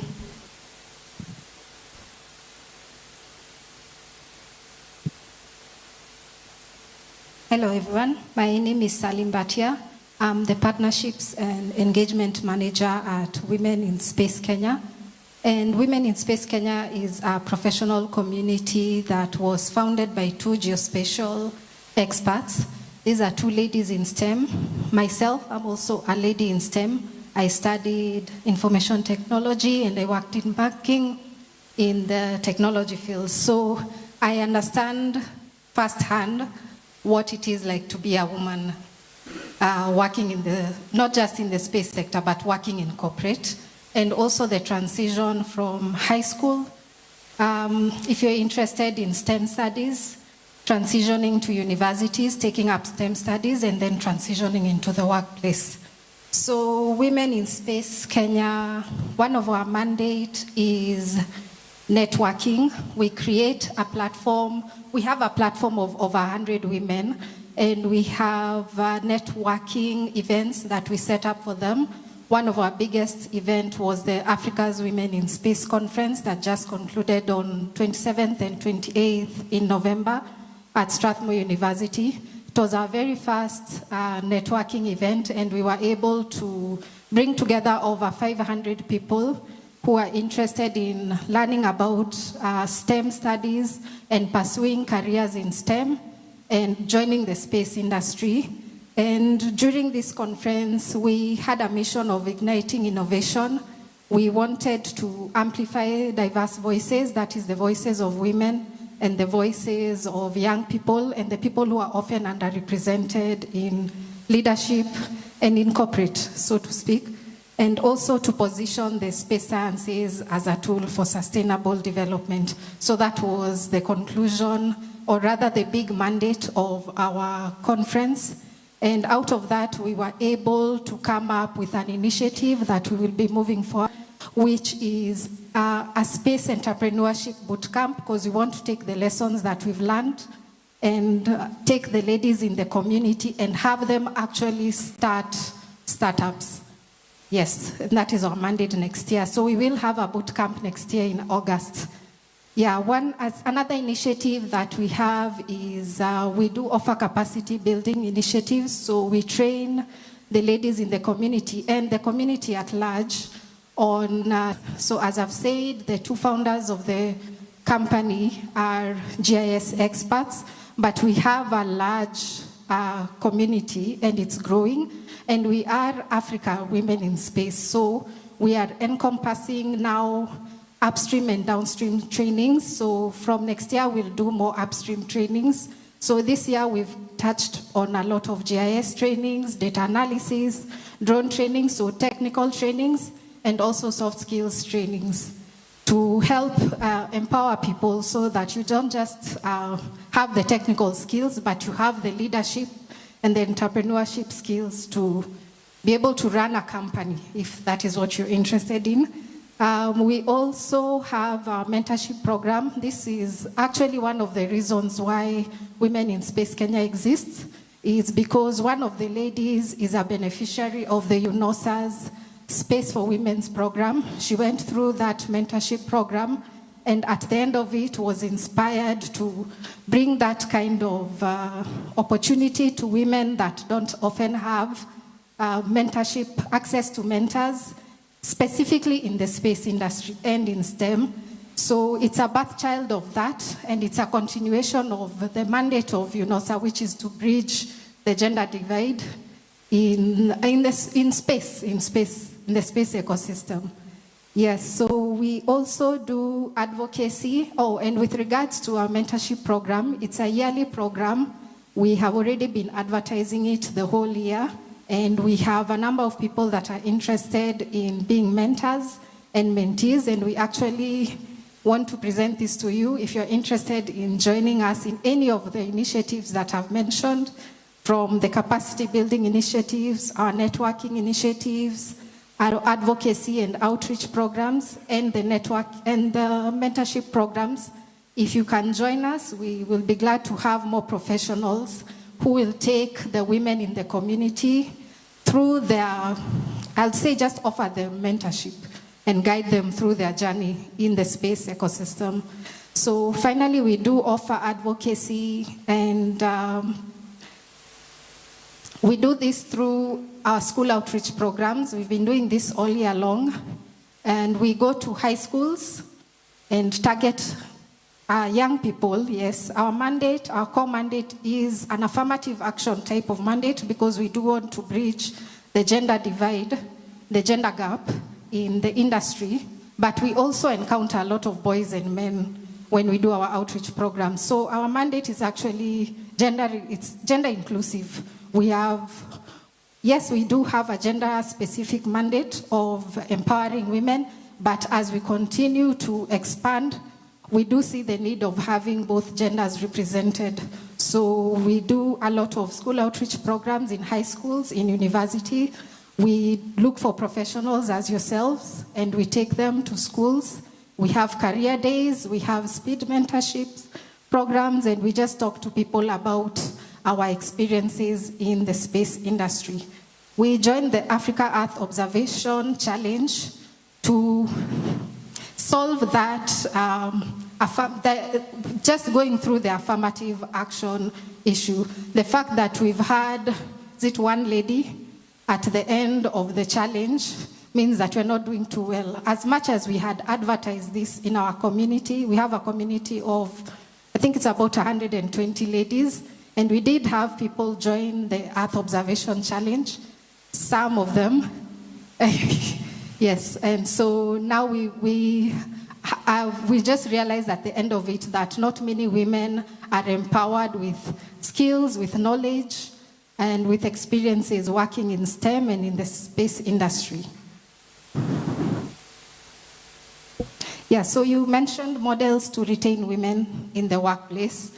So one of the things I'll talk about is, I think I've mentioned it, is mentorship. I think it's important to have a mentor as early as possible in your career, and for those people that have had the opportunity to have someone hold your hand and offer you guidance, connect you to opportunities, it's an invaluable experience. So I think you can retain women in the workplace by having mentorship programs within the workplace, and even as far back as schools, universities, high schools. This person can at least keep the person who's interested in the career. You have someone basically to hold you accountable to your dreams. We would like to also, I would suggest having a gender community of practice where you have ladies from different sectors, from the public sector, from private sectors, from NGOs, to come together in a community of practice and share best practices and share their challenges and hold each other accountable. So that way you discuss about the challenges that you have and why is it that women are dropping out at a very high rate in the job market and also in high schools as they transition to universities. Yeah, because we do have that. Yeah. Are you? Yes. Okay, so we also, this is something I've experienced personally working in corporate. I think it's important to create conducive, healthy work environment, workplaces for women. And we do so by making provisions for women to make sure that you retain the workforce. As we know, women are the part of the human race that get pregnant, that go through childbirth and raise children after that. And so that has a very big impact in how we, especially going back to work, very few women, if you were to follow their trajectory, a lot of women do drop out once they become mothers. So if you can have some return to work policies, maybe you need to review your return to work policies or come up with them in your organization so you can retain women. This is something I personally experienced. Assign resources to support women, as simple as having lactation rooms in the office, having a fridge to store milk, nurseries for the organizations that can afford to do that, nannies. So that will help the women who have to go through childbearing stay in the workplace. And we have seen this play out really well. Anyone who's ever had a chance to go to the CBD and see the hawkers on the street, the women selling on the streets do that. They do that with the children on their back and playing out in the streets. So it won't actually be a distraction to women. It will actually help them focus more if you are able to kind of have an awareness that your child is around. So this is in talking about work policies. Yes. Thank you so much.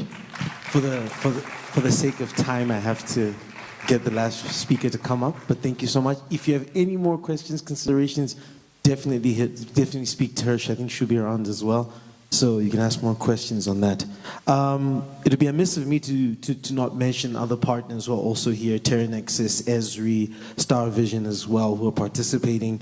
But lastly, for this particular session, I'd like to introduce Dr. Kenneth Mubeya, who can speak to more to capacity development, and development, building that as well, and ensuring that what capacity development interventions do you believe are the best in terms of supporting innovators and transitioning from training to deployment. Can you please give him a round of applause as he comes up to tell us a bit more about this and DE Africa.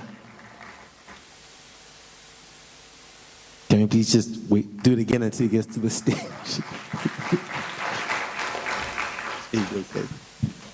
So, good afternoon. Good afternoon again. I think since I entered here, the energy is not so good from this side, from this side. Anyway, so I'm Kenneth Mubeya from Digital Africa, and our program is empowering the continent access analysis-ready data. So it's already from the satellites that we can access. From the USGS, we have the Landsat, from the European Space Agency, ESA. And many years when we were doing maybe our courses, maybe you had to download data, but now with analysis-ready data, it's quite a game changer. So Digital Africa is in that space. And we launched it in the year 2019. And just before that, we had a pilot program where I was based at the UN Foundation, and we tried to work in a few countries to get the priorities right. And together with the Digital Earth Australia, we were able to have Digital Africa. It's a quite game changer. So we engaged with different governments through KSIIF, of course. Kenya was one of our pilot countries. And in other countries, we've worked across all sectors. Academia has always been number one because I used to be there a few years ago. And I could see how this program was giving, solving those gaps, access to data, even doing our projects. And also in this session, I can see, and even from the earlier speaker, they have been involved in different programs to engage different academic institutions, et cetera, et cetera. Then also the other part is the role of the private sector, because the platform, the program is already funded, but trying to work with different sectors, it's quite a task. And also we're looking at the 54 countries we have in the continent. The private sector has played a role, and through the Africa EU Challenge, I'm looking at some of the cohorts. I was thinking about Kizito Odhiambo with Agribora, the year 2021. He was able to use some of our data as well, and his innovation is actually now solving a problem for small-scale farmers. And over time, I think his solution has continued, and also this is just an encouragement for my brother Jean from Faminga, because I know in Rwanda the situation is similar, reaching the small-scale farmers from the government, from the ministries, and I think all of us are plugged to a different solution in the industry. Also looking at other industry players like Esri, we've worked closely with them through the Africa Job Portal and also connecting to other stakeholders who are really doing amazing work. I think everyone is playing a good role, and I think at EU Africa at 10 years from now, since 2015, I think it was really a big need for this AO challenge to work, and I was thinking more from the earlier presenters, if maybe next year to close that gender gap, maybe there could be just something for the Women Africa EO, because then this is reality, because having been in the process of the judging and also evaluation, I've seen there could have been some strong proposals, but maybe it's how they were.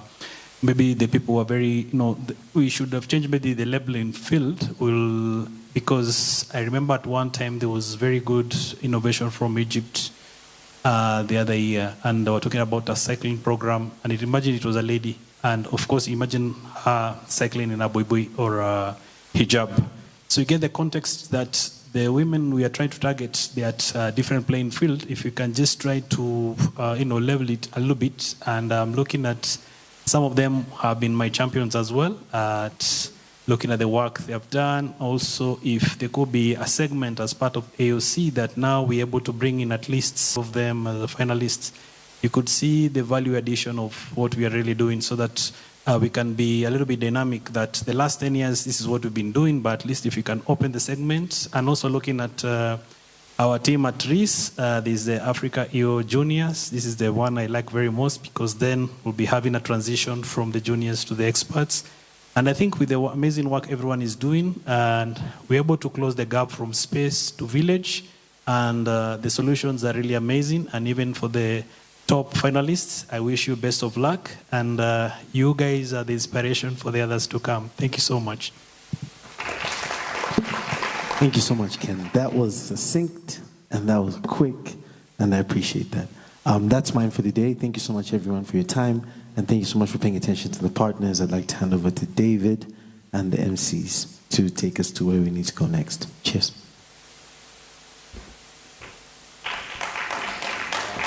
Bigger round of applause, ladies and gentlemen. Come on, let's give it for Yanko. Some of the key things I would actually like to note that I actually found quite nice, actually. This specifically goes even to Charlene herself. The minute Jacques mentioned about the women, you can clearly tell that the men in this room have a certain touch or affection towards the mothers or the daughters, the sisters in their lives, and how each one of them is starting to speak about the space for women in space. So it's definitely something encouraging. And also something else I noticed during Nandi's presentation. Can't see her right now, but she actually knew that her name actually stands for quite a very serious here in Kenya. And I know she mentioned that the diversity gap when in terms of what they're trying to do in future. There is Nandi, person I was looking for. Of how they're trying to reach even the 11 different language groups that are there in South Africa. You should be welcome to know that here in Kenya it's about, correct me if I'm wrong, 42 or 43? Ladies and gentlemen, how many is it? Most people are not even sure. But yeah, the diversity gap when it comes to whether it's gender, whether it's language, whether it's age, it's quite interesting of how the awareness that we're pushing onto the public and for those who are not even aware about space. It's very impressive, ladies and gentlemen. Definitely, very, very important, Dave. At this particular moment, we're coming up to the pitching session, but just indulge me for a moment. Can you remove your phone, please? Your smartphone? Just remove your smartphone, please. You have it? Unlock it. I know some of you are saving power. Unlock it. You've put brightness at 0, so increase a little bit of brightness to the phone. Okay, open your camera. Open your camera. Your front camera, the one that faces you. Open your camera, please. Okay. That's beautiful. Have you opened your camera? Okay. Just take a selfie with the person sitting next to you. Ask them, do you consent to your photo being taken? Okay? Just take a nice, you can smile, you can smile, you can smile. Yeah, then between the two of you, whoever has the better camera, we'll use that, okay? Yeah, but now I'd like you to go on social media. Are we on social media? I'm going to be gifting somebody something, and I want you to caption your photo depending on what is going on here, what is standing out for you. But for now, the hashtag is pretty simple. It's hashtag KSIIF, that is KSIIF 2025. Hashtag KSIIF 2025, and also tag us at Kenya Space Agency. Okay, tag us. We're going to look you up. Then those of us with very interesting captions, for example, you can say, beautiful smile, you know, and I might award you, you know, toothpaste or something like that later on. You never know what might happen. It's very unpredictable, okay? So make sure you post right now. Let me check whether some of you are posting or not. Let me just look at the social media. On X at Kenya Space Agency. Some of you are like, no, we don't do social media. We are trying to decolonize our mind, you know? Make sure you post. KSIIF 2025 is the hashtag. I'm looking at the hashtag. We only have one tweet. We only have one tweet at KSIIF 2025. So post that selfie right now. Post that selfie, KSIIF 2025. Then tag us on Twitter, or we call it X, formerly Twitter. Then we'll be checking that out. I'll be giving out some goodies later on for the best captions. But now, ladies and gentlemen, we're about to get into the pitching session. We've had quite a lengthy engagement, Dave, when it came to speaking to our partners. So, just one more exercise. Let us be on our feet just for a moment. Let's be on our feet, please. I've seen some people sleeping during the presentation. Tell your neighbor, are you awake? Are you awake? Shake them. Are you awake? Okay. All right. So just follow my instructions, okay? Follow my instructions.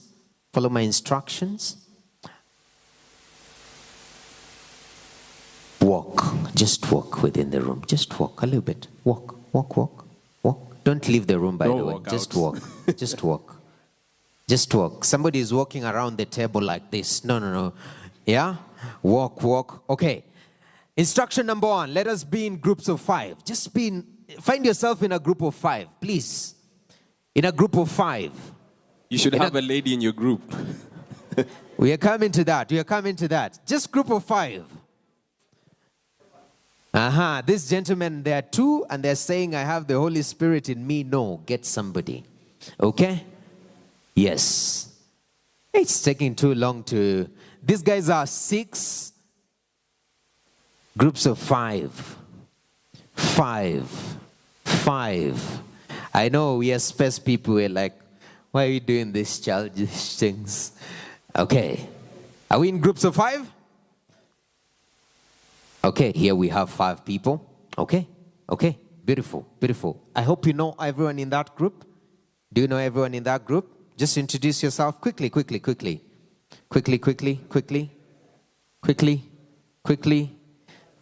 You guys you're not introducing yourself to each other. Don't snob each other. Let's get to know each other. One of the reasons why we are here is to network, okay? It's to network. Right now is that time that you pick that business card. You guys are just looking at me. Are you colleagues? You've hacked the system. Okay, no problem. Okay. I hope We've gotten to know each other in that space. Okay. Some of you are colleagues. Okay, that's good. That's good. Okay, if you can hear me, clap once. If you can hear me, clap twice. If you can hear me, clap thrice. Okay. So I hope you've gotten to know somebody extra. Some of us, I know in the groups of 5, you came as an office, you came as with your colleagues, you sat on the same table, and you leave the same way you came. That will be a waste of resources and time today, okay? So let us make sure that we interact with people that we didn't come. Let us form connections at the end of the day. So, tell your neighbor we are ready for the pitching session. Okay, let's get back to our seats now. Let's get back to our seats. At least we've moved a little bit. Now the tea is circulating. Dave, you're going to lead us in this pitching session, which I believe each innovator will have 10 minutes. And thereafter, we'll have the judges come give their commentary in 3 minutes, then we move. So on average, hopefully not more than 13 minutes per pitch session. Yes. But before we do that, we have our judges. Yes. It's time to call them up. I know they'll be seated in one of the reserved tables. Is it here? Yeah. Okay, so we're going to be moving some people, if at all. I hope those are part of the judges. So this table is reserved for the judges. I see there we have some microphones already for them. So let's have our judges on this table, Dave. All right. I know, ladies and gentlemen, this is one of the things that you're most excited for today. I'd like to call up the judges. Come and sit at the center table here next to the finalists. One is Agnes from SatNav. There's also Lee from Terra Nexus. Kenneth from Digital Art Africa. I saw him somewhere here on the side. Can everybody see Kenneth? Then, of course, the woman in space, Charlene. Then there's Naufal. I hope I'm pronouncing that correctly. Yeah. All right. Yes, this is a very diverse panel of judges. And then, of course, there's our timekeeper, the main man, Mahin Pabu. Maybe you can raise your hand so that the finalists can also get to see who you are. Mahin is the timekeeper, yeah? So Mahin, if somebody goes beyond their time, just show them the Undertaker sign. What is that sign that Undertaker used to do? Yeah, just tell them. Yeah, don't do the eye thing and the tongue, you know. That was too extra for that character, yeah? But we appreciate also your effort to make sure that we'll be keeping time in this session. So it's 4 minutes to actually 12:30. So we are heading to 12:30. We shall start with the first speech. Who do we have, Dave? We have somebody with a very big name, actually. Mr. Charles Mwangi from Soil Doctors Limited. I know Charles is looking at me right now like I'm calling him up front. But yes, Charles Mwangi from Soil Doctors Limited. Charles, beginning Makofi Akuja, appreciate him as he comes. Do you have a presentation? Cute? Okay, beautiful. Enjoy. You have your solid 10 minutes. Yes, definitely. Do you prefer handheld or the... Okay, so. Thank you very much. Enjoy. And your time begins right now. Good afternoon. My name is Charles Mwagi, founder and CEO of Soil Doctor Limited. We are based in Kenya. We design and manufacture air-driven carbon sink planters that are powered by Earth observation for resilient Africa. And the problem that we are solving is that we have over 2 billion hectares of farmland that are degraded in Africa. The tree seedling survival is below 30% without using expensive irrigation. And the African smallholders losing between 20 to 40% of their yields due to poor soils. Confectionery inputs are becoming very costly, they are non-biodegradable, and they are very harmful. Farmers are lacking the tools to plant, monitor, and verify their carbon capture.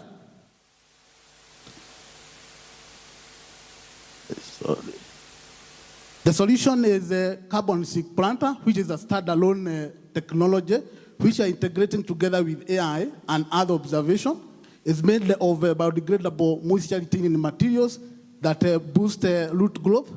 The AI is a guiding irrigation, species choice, and carbon tracking. We are using satellite for planting site selection, and AI to predict survival rates and water needs. EO is tracking vegetation growth and carbon capture. And the technology is reducing water use by over 50%, enabling planting in drier degraded lands, which is improving survival rates from less than 30% to over 85%, enhancing soil fertility and carbon sequestration.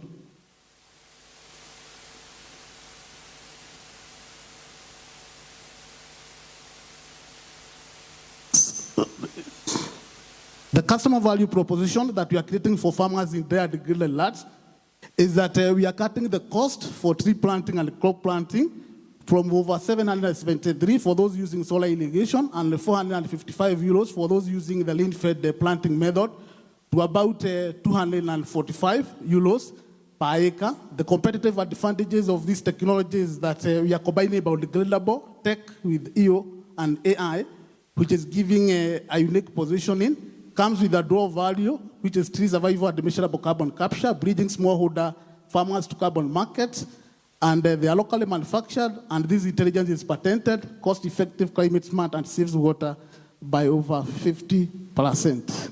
The market opportunity, we are addressing a total market of 7.5 billion acres of degraded drylands in Africa, which is an estimate of over 250 billion. And the serviceable addressable market is 40 million acres.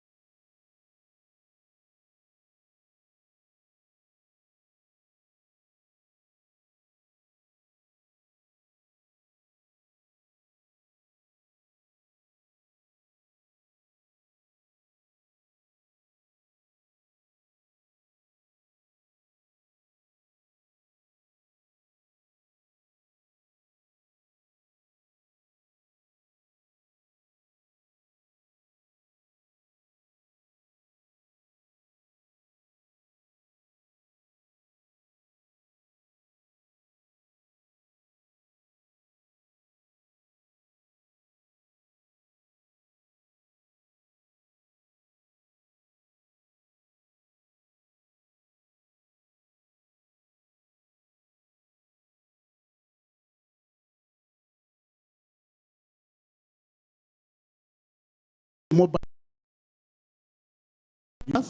We have already 500 farmers and over 17,000 people have been leased with 82% repeat user and some LOIs and MOUs underway with counties and NGOs. On the business model, we make our money by selling carbon sink planters to smallholder farmers and landowners. We also do some back institutional orders for NGOs and those with restoration programs. And we also have a visual revenue line from the carbon credit generated from those trees and crops. We are driving this revenue by selling those carbon sink planters and also having working with the restoration projects and also from the carbon credit revenues. We are pricing our planters at USD3 and the cost is about 1.5, which is giving us a margin of 50%. And the pricing strategy is that we are making it more affordable and we are doing volume pricing. Our GTM is piloting with counties, NGOs, doing more of demonstration sites, and also partnership with nursery and last mile agents and green programs. On the implementation, the approach is we are co-designing with farmers, integrating data sets, deploying more of carbon sink planters, and training farmers and the extension officers on EO, informed decision making. Our scale is in the next 6 months, we wanted to be in 3 counties, where we will be doing a baseline EO layers, and also reach between 300 to 500 farmers. And in the next 6 to 18 months, we expect to 10 counties automate the EU and AI model. And in the next 36 months, we'll be covering national and integrating EU data. Our strategy for scalability is that we need to use EU to drive hotspot mapping, and also on local manufacturing and distributed logistics, we need also to plan the supply routes during the climate disruptions, and also on the master training, we are supported by EU. On the risk and mitigation, there is a farmer adoption risk, which is more of low trust, and we will mitigate this by demonstrations. And on the climate risk, which is more of droughts and floods, we will mitigate by having early warning systems supported by EU.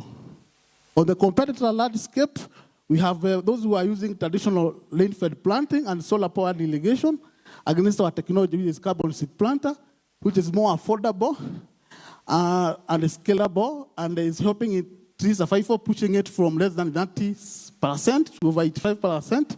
And on water use, is cutting water use to about 50 to 60%, enhancing the soil organic matter, moisture, and microbial life, making the health of the soils better. And it's very easy for use. It's more friendly for women who are majority in those areas because it's more of a plug and a plant, and it's not very technical. On the impact measurement, we will be looking at tree survival and growth, water savings, carbon capture, and soil health. We will be having some metrics of survival rate and the reduction of water use, and also on the carbon sequestration and on organic matter improvement, which will be measured using AI and EU, and also we'll be doing some field verification and soil moisture tracking.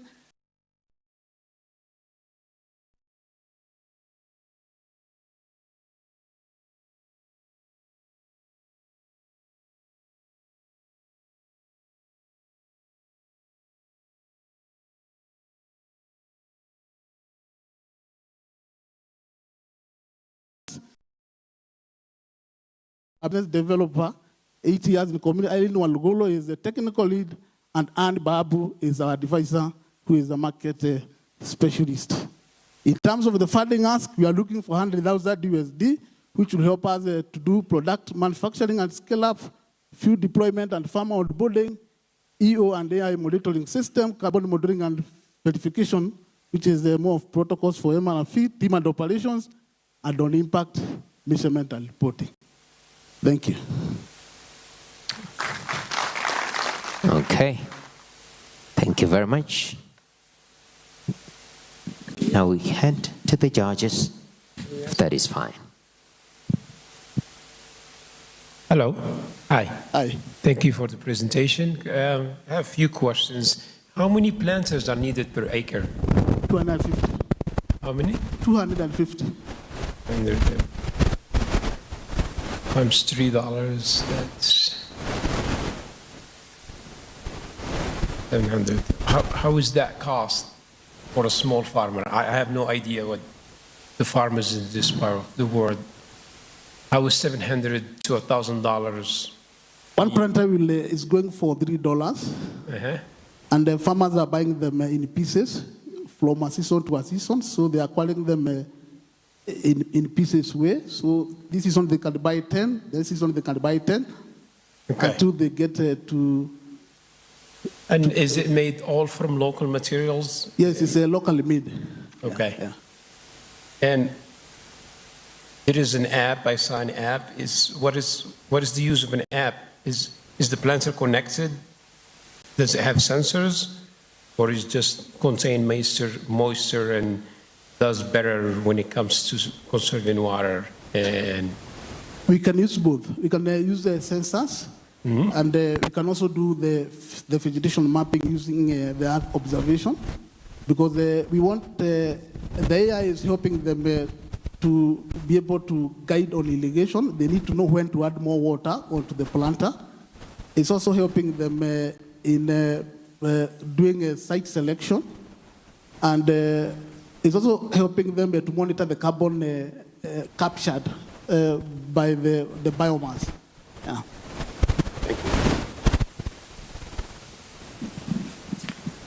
Hi, that was a good presentation. I wanted to understand from the perspective of Earth observation, in terms of the sources of data, are they publicly accessible? I mean, you can mention some of the data, and are they publicly accessible or commercial?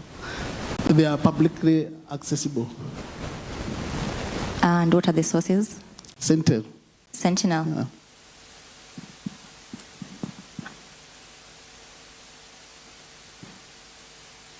Okay. Any more from our judges? Beautiful. Perfect. Thank you. Thank you very much. Let us give it up for Charles Mwangi, Soul Doctors Limited. You set the pace very nicely. Up next, Dave. All right. Up next is a very interesting farmer entrepreneur or agripreneur. Is a gentleman that I actually know who participated last time. He didn't get a chance to win, and that's why he's back here up again with a more improved innovation. And his name is Jean-Claude Akarikomotima. I hope I pronounced that correctly. From Faminga. Round of applause.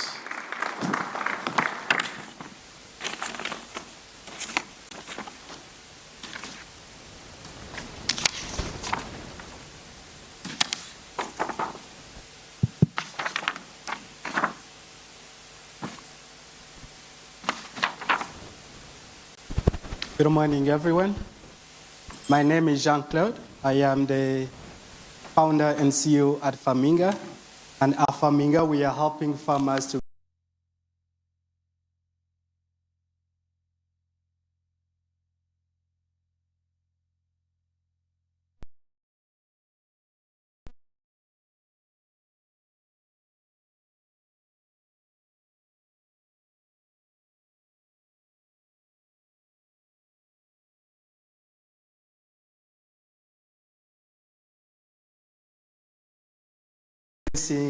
or the knowledge they have been inherited from their parents, but the weather has changed.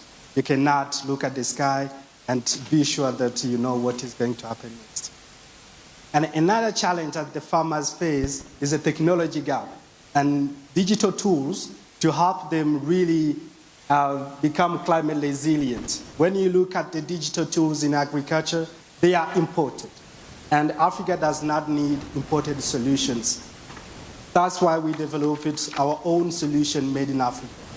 And another third problem that farmers face is reduced agriculture productivity, lack of post-harvest solutions such as logistics, cold chain, and even access to fair pricing, global market, or even regional market.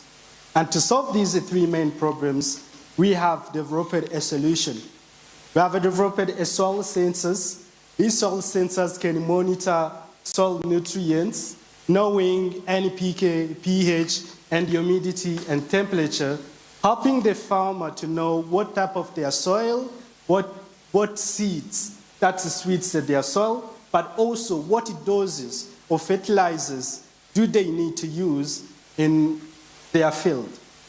We have also developed AI model that can detect diseases, and also developed a sensor that can detect pests and diseases and give the farmers actionable insight where they can spray the pesticide, but also where they can use organic pesticides where applicable, because these chemical pesticides and fertilizers, they are sending carbon oxide gases. This is warming gases and it's aramine.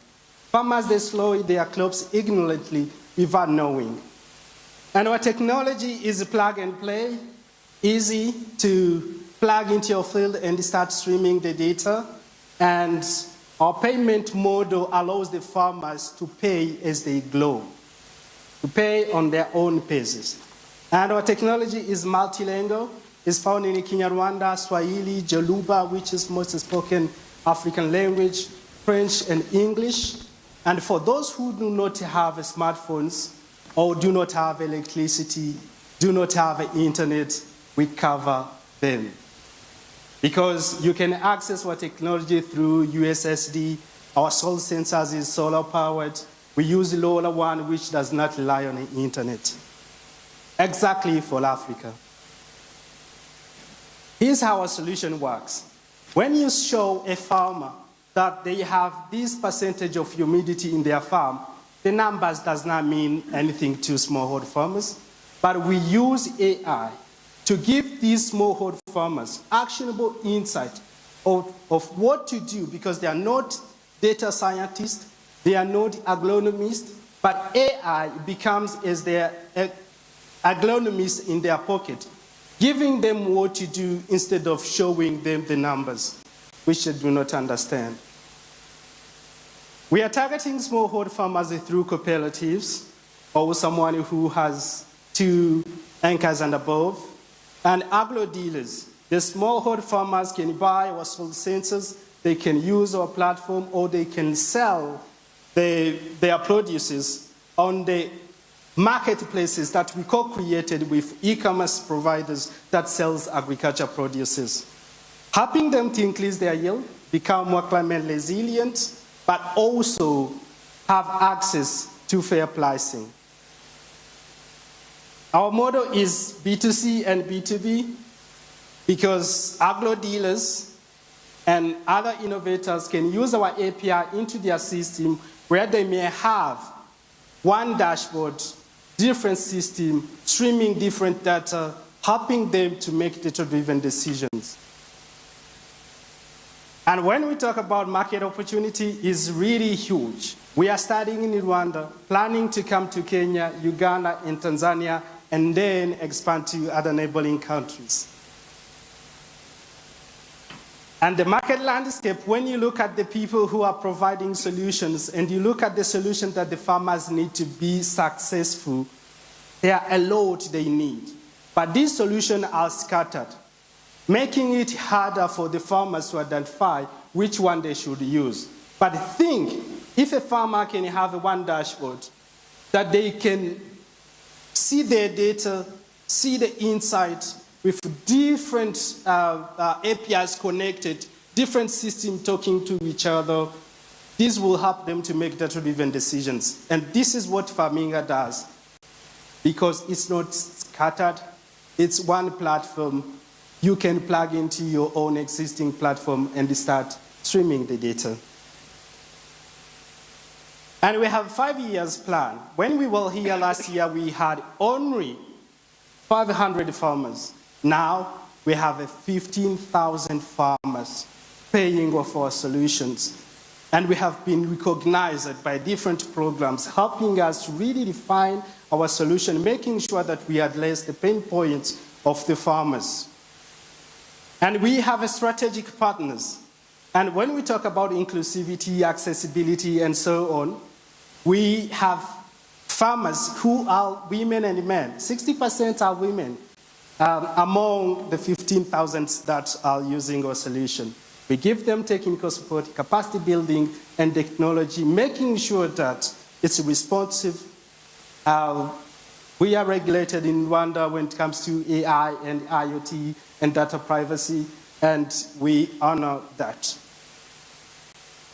We have a team of younger innovators who are ready to get their hands dirty, work with the farmers, and really help them to solve the pain they are facing. And we have mentors in geospatial data, in AI, in business, and even public influencers who help us to align with laws, policy, and regulation, but also making sure that this technology is accessible to these smallholder farmers we are talking about in Africa. And we have partners. To name a few, I'm glad that there is also partners in this room, RIS, Digital of Africa, the World Bank, and so on. And we are looking for more strategic partners to really help us providing technical support, capacity building, and even ambassadors to really reach the massive customers around Africa. And we are looking for 250,000 US dollars on our Series A. We passed pre-seed and seeding. Now we are looking to scale with either safe notes, shares, and so on. And we have identified the risks, either be supply chain risks. That's why we are doing this in Africa, producing our own soil sensors. Risks in finance, risks in competitive landscape, making sure that our technology is not only technology, but also hardwares that are made in Africa, easy to adapt for the competitors. I mean, difficult to adapt. So, invest in us. It's a high potential agri-tech platform, ready to scale in Africa, and with a clear path to profitability and social impact. Thank you so much. All right. That is Faminga. Over to you, the judges. Hello. You've really, on the solution aspect, you've really talked about more than 3 solutions, and I wanted to understand which solution creates more value or impact based on your pilots.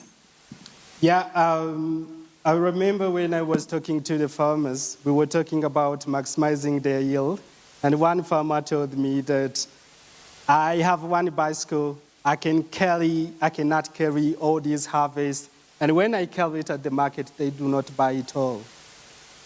Access to market is making really, really big impact among the farmers, because farmers do not have a cold chain for the perishable produces. For those who are in perishable produces like vegetables and fruits, they lose around 45% before it reaches the market, and more than 65% before it's eaten.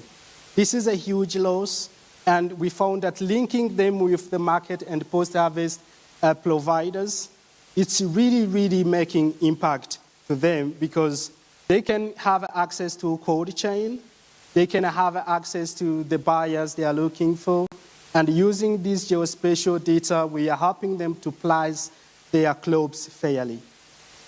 All right, thank you. Just a follow-up. Sorry. How do you communicate the information to the farmers? Since we know and we understand that mostly small-scale farmers they don't have access to smartphones. How do you channel that communication? I think that's the last one from me. Yeah, I like the question. And I like to say that Africa does not need imported solution, because we have to bear in mind that they do not have a smartphone, they do not have internet, they do not have even electricity across Africa. That's why we have developed USSD, where the farmers can deal *77 and hash, and they can have access to that. And recently, we have launched AI model that the farmers can call and talk to it in their local languages. And it's really making huge impact, because those farmers do not have skills, digital literacy, they do not have the smartphones, but when they just deal numbers on their feature phones, they get full access to our services and technology. Hey. Great presentation, by the way. Thank you. So besides the AI, I'm always going to ask about hardware, because I'm a hardware guy. Yeah. So you have a box there with sensors. Yes. Are there sets of sensors, or you can adapt it to a region, to a need? Or is just like sensor A, B, C? This one measures pH, this one, I don't know how much potassium, whatever. Is it adaptable, or for a set price, this is what you get? Yeah, what is it? We have 2 types of sensors. Okay. We have one for specifically irrigation. This monitors humidity and temperature, and it can be connected with smart hoses, which helps the farmers to automate their irrigation. But also we have an all-in-one that can monitor pH, and NPK, soil salinity, really telling the farmers what type of their soil, and then be able to select the best seeds for their soil, but also giving their plants the right doses. Okay, great. This is not a question. This is just a thought to think about once you get past seed A. So I'm from Morocco. We have the OCP, which is, we produce most phosphate in the world. We have the largest reserves. Yeah. You have another market. You get the data. Once you grow, when you have enough deployment, think about selling that data for the fertilizers so they can start customizing fertilizers for certain areas. They pay a lot of money now to get that data, but it's not as precise because your device would be actually measuring it on the spot. So just keep that in mind. Yeah, thank you so much. Thank you so much. To make you aware, at faminga.app, there is an open source data set for those innovators. You can donate or you can download those data sets and you can use it in your innovation. Thank you. Hi, thanks. So just one quick question on your scaling and growth. You spoke about growing into the neighboring countries next. How are you going to scale? So what strategy are you using to go into those markets? And do you have the capacity to increase the electronic production to take up that demand? Yeah, starting with the last question, I think that's the one of the reasons we are here. We are raising funds, but also looking for the partners to be able to have the capacity to deploy technology around Africa. But also we are trying to learn innovators. Like we are here in Kenya, we have a connected among the innovators. Some of them agreed on the partnership and use our soil sensors.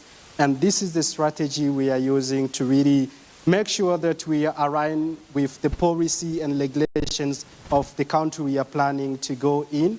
Because when you look at Africa, policy is a huge challenge to us innovators. Thank you. Okay.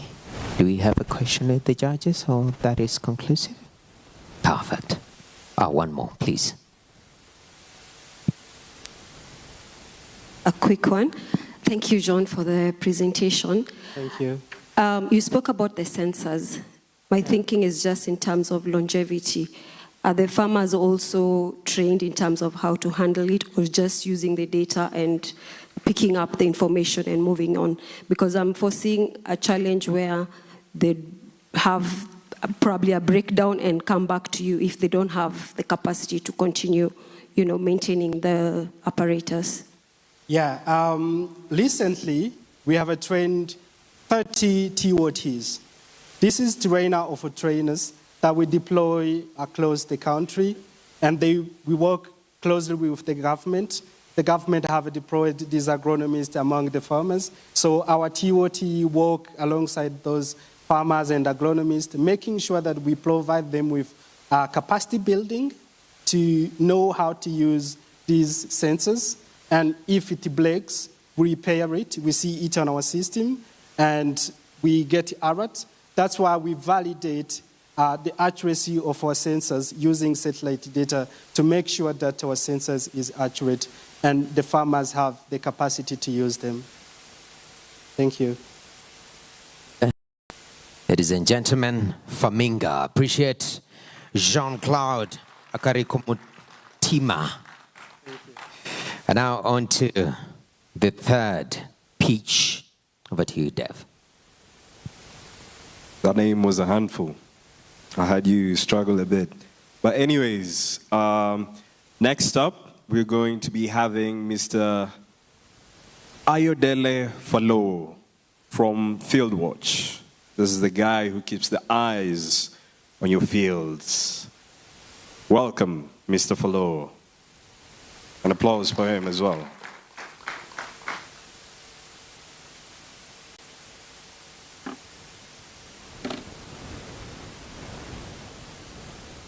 Hello everyone, I'm Ayo from Fieldwatch. and today I'll be giving a brief presentation on what we have been building at Fieldwatch. Before I go into my presentation, let's do a simple exercise. Imagine you are given a bucket, a task to fill a bucket with water from an ocean, but there's a little caveat. You have to do that with a single straw. How long do you think that would take?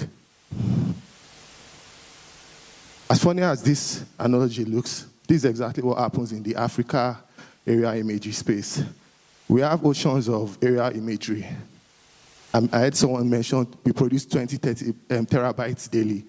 But the process that we use to basically generate digital maps that are essential for urban planning, flood risk assessment, is still marred by a very manual process called vectorization.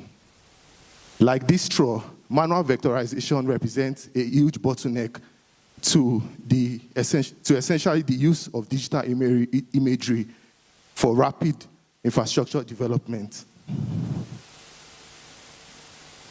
As I mentioned, manual vectorization is slow and inefficient, and this is how it's currently done. Technical, can you please click on manual vectorization?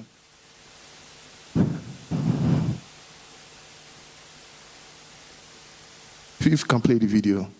Yes, so essentially, today, to basically represent a feature like a building in a software, GIS software, what happens is this video playing? What happens essentially is that you have to draw, you have to basically trace lines around the edges of this imagery. And once that is done, it is then used to create a digital map. Sorry, can you go back? Okay, this is the video. So essentially what I was explaining was, this is how vectorization is currently done. The imagery is brought into the GIS environment, and then we have to essentially draw lines, trace lines across this feature. In this case, it's a building. This process might seem very simple, but when you are now giving data set that involves more than 10,000 images, it becomes non-scalable. And it's a very big problem, and it's preventing us from the rapid development we should be experiencing. Sorry, can we go back to the slides?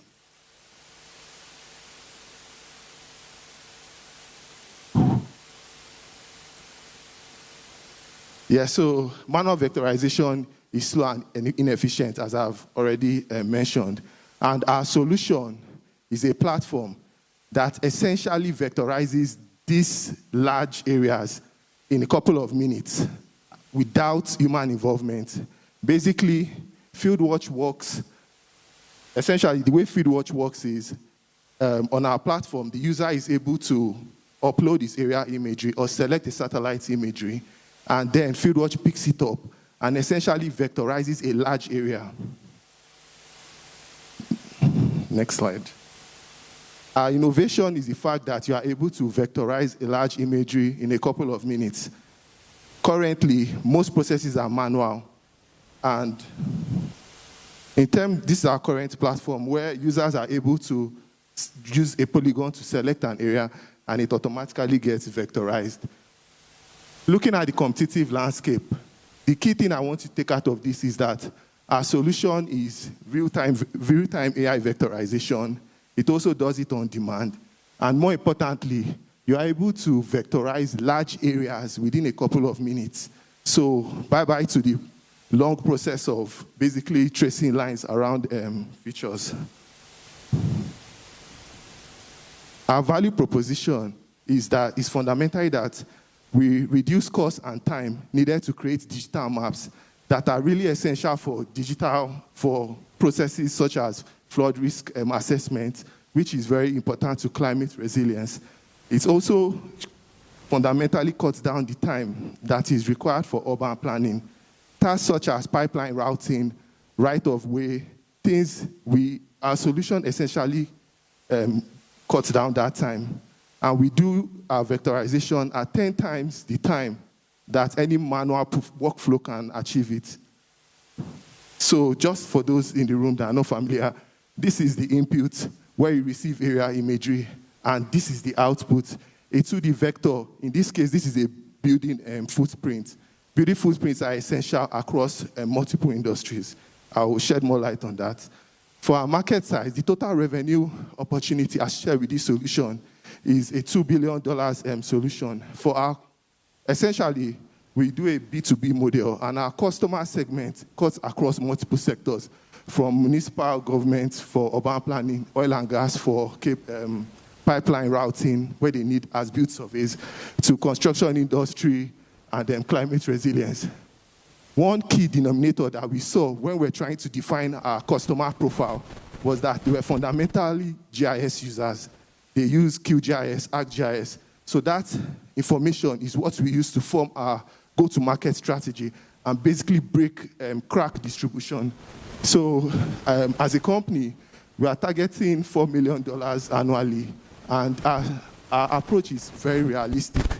On an average, we have more than 100,000 organizations using ArcGIS or one form of GIS software. Our solution only targets about 100 companies to deliver this value. Essentially, we are targeting less than 5% of our SAM, which translates to $4 million. Why now? This is a very important question. We all know that Africa's population is rapidly increasing.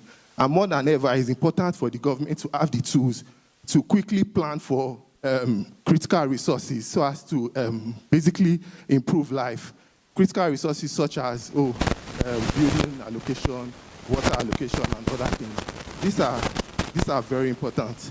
Secondly, technologically, we are at a unique intersection of time where the advances in AI, coupled by the increase in accessibility to area imagery, makes it possible for us to now carry out digitization at a fraction of the time that it could have possibly been done.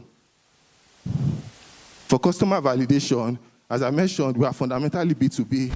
We started with 60 companies, 30 joined our wait list. Out of those 30, 10 signed up for a paid pilot where we provided them area imagery and vectorization. The MRR we saw was $1,400. For our business model as well, since our solution cuts across multiple industries, as I mentioned, we anticipate 30% of our revenue will come from the construction space, 30% from the oil and gas space, 30% from municipal government, and 10% for the health sector. The health sector, in terms of these building footprints that we are able to create rapidly, is essential for vaccine planning and immunization planning.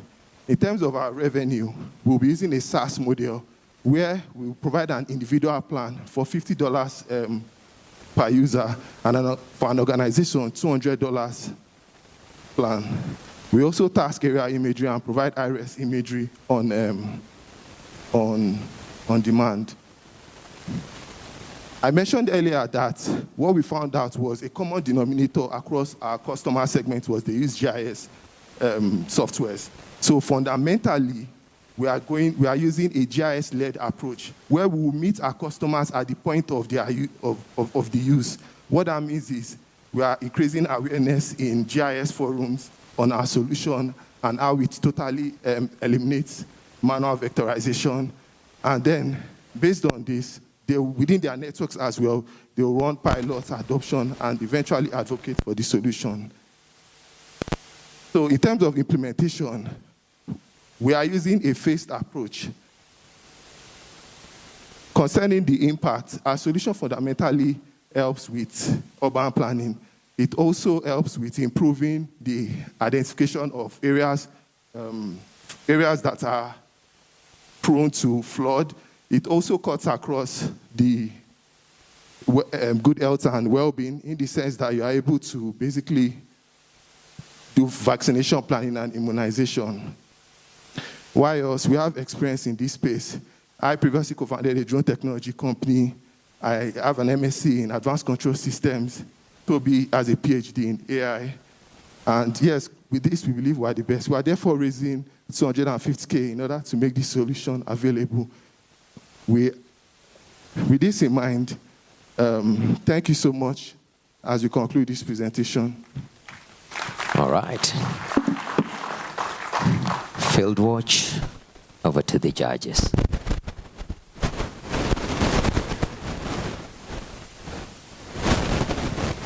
Just one quick question. Is there a resolution limitation on automatic vectorization? So I saw you had the 30 centimeter data, but what's the minimum resolution? Can it go to 1.5 meters?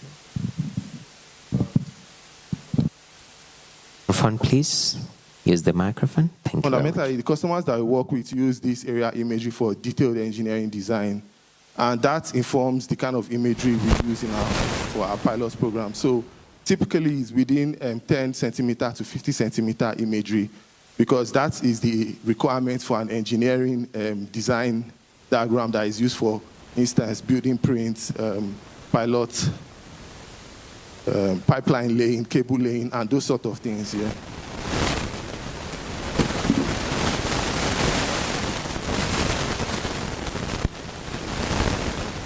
Okay, thank you for the presentation. I wanted to know about your competitors. Are there other organizations that are providing your solution or similar solution? So currently, most organizations provide this solution on a project basis, but the real innovation that we are bringing is the fact that you are able to digitize large areas at once. Our competitors don't do that at the moment. Also, another thing that makes us unique is the fact that we do it on demand. So a user can just, like right now, you could sign into the platform if you have imagery, plug and play, you get your 2D vector maps. Our competitors don't do that. Ecopia is mostly projects. Maybe they have been initiated by government to generate a map, but as a user, you can't go there and at a minimum, they have a minimum quantity that you can actually do as well. Our solution doesn't have those restrictions.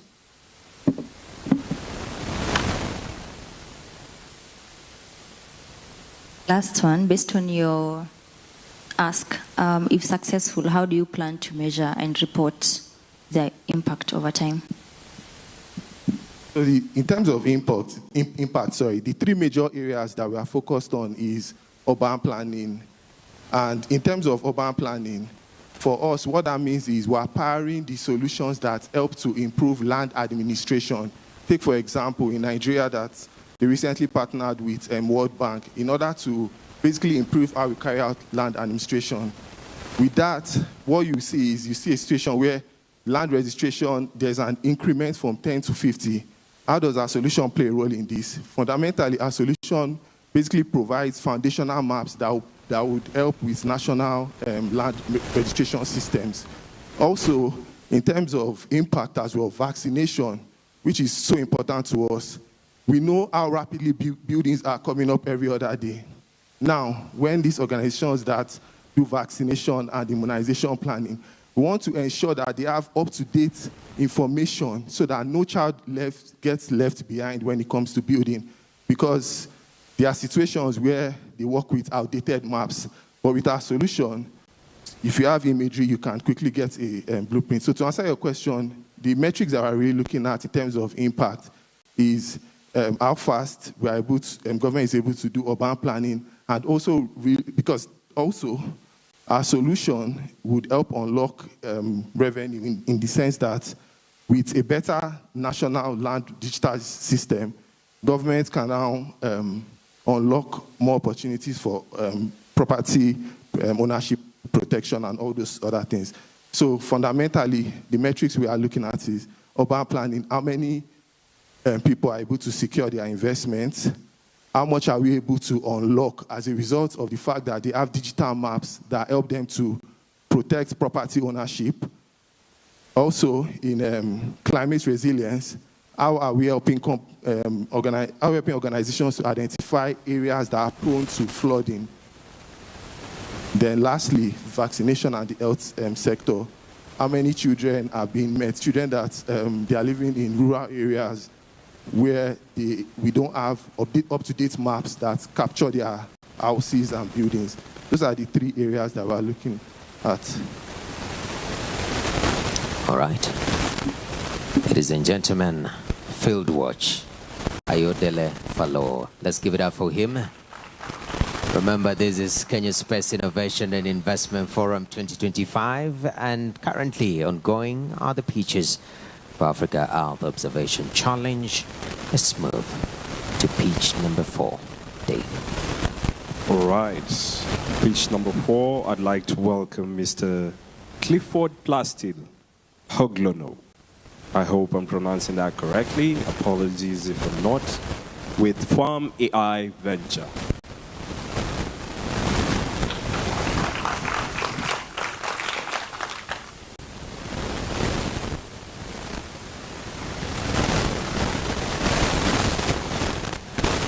Good afternoon, everyone. Good afternoon, distinguished judges and juries. My name is Clifford. I'm CEO of Farm AI Venture. We've built an Earth observation AI-powered platform that helps smallholder farmers increase their yield, reduce losses, and will help them access to finance. Across Africa, over 320 plus million smallholder farmers still farm with almost no modern agronomic intelligence, no satellite insight or climate guidance. As a result, most farmers still operate only at 40% of their potential, full potential, with over $20 billion loss annually. Most of these farmers still lack digital record and remain unbanked, unable to access credit, insurance, and other financial services. Climate shock like flood, pests, or drought hit hardest, especially for women and youth who form the backbone of rural agriculture. So the outcome is a cycle of low productivity, climate, and financial vulnerability. So farmers need a simple, reliable tool that will uplift their farming method and make them access to finance. This is what our Farm AI Venture does. Our company brings together AI advisory, Earth observation satellite, and mobile-first delivery, and other many technology to give smallholder farmers a kind of solution only big commercial farms use to access. Here is how it works. Before planting, smallholder farmers using our Farm AI platform use our pH meter and other local sensor to scan different points of their field and put the reading in the platform, in the farmer dashboard. So our Farm AI generate a scientific soil profile and farm map for them. From this moment, the platform generates estimate,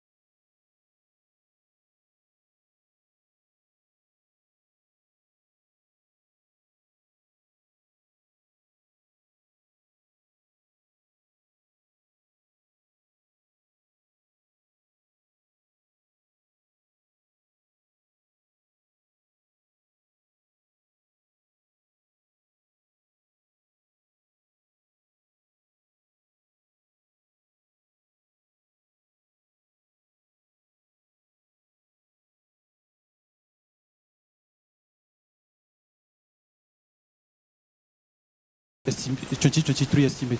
Within that, the African agri-finance gap is over $20 billion annually. Farmers who cannot access finance, insurance, credit, and those stuff.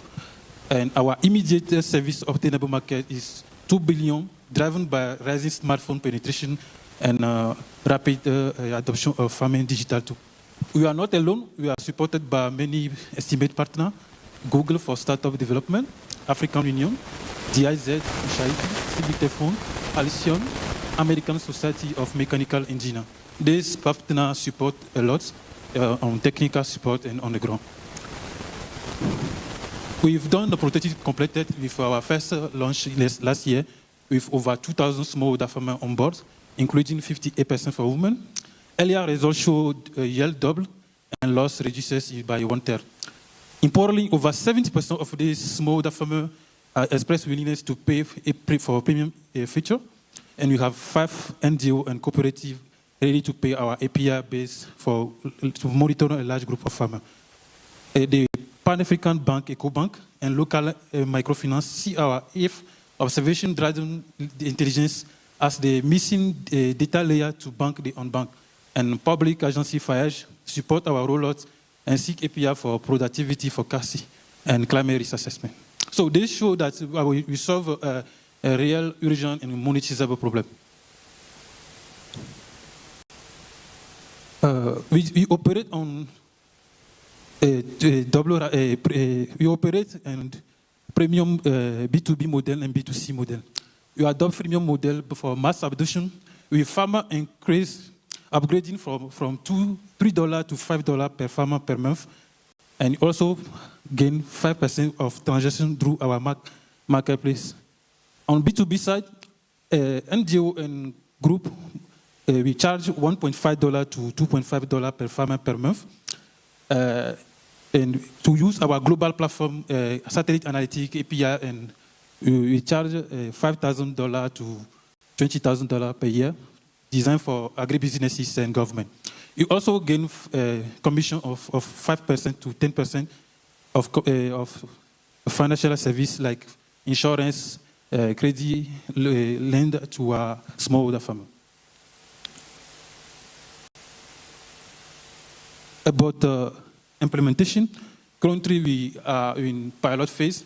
We need to refine our model, taking account to feedback and integrate, have partner of telecom partner, mobile partner, and financial partner to integrate our API in their system to monitor all of these farmers. So we plan to scale from 2,000 to 10,000 farmers within 18 months, next month.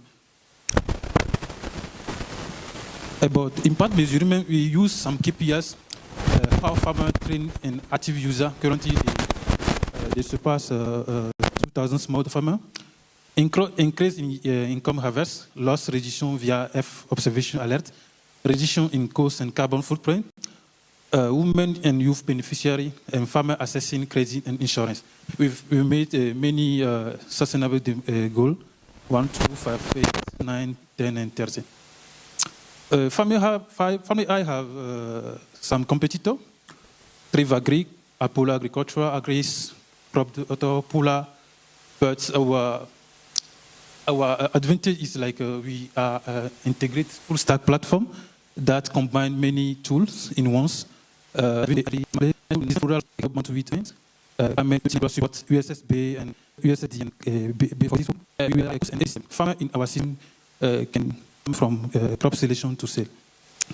In consumer, we have many specialists in cybersecurity, agri, machine learning, farmer ecosystem, renewable energy. Some of us have worked for Alcofa Corporation, that where we transfer cassava and other biomass into bioethanol. We work with many smallholder farmers. We can do it in now. We are asking for 250,000 for capacity building and a farmer dashboard. We support from plus management, human resources, marketing sales, and other financial. We also need a FOG now and private partner. Our mechanism fair is safe, a simple agreement for future equity, and grants obviously. So from smart farm to bountiful, let's grow together. Invest in us, be part of the future and financial resilience. Thank you. All right. Thank you very much, Clifford. From Ivan, over to you, judges.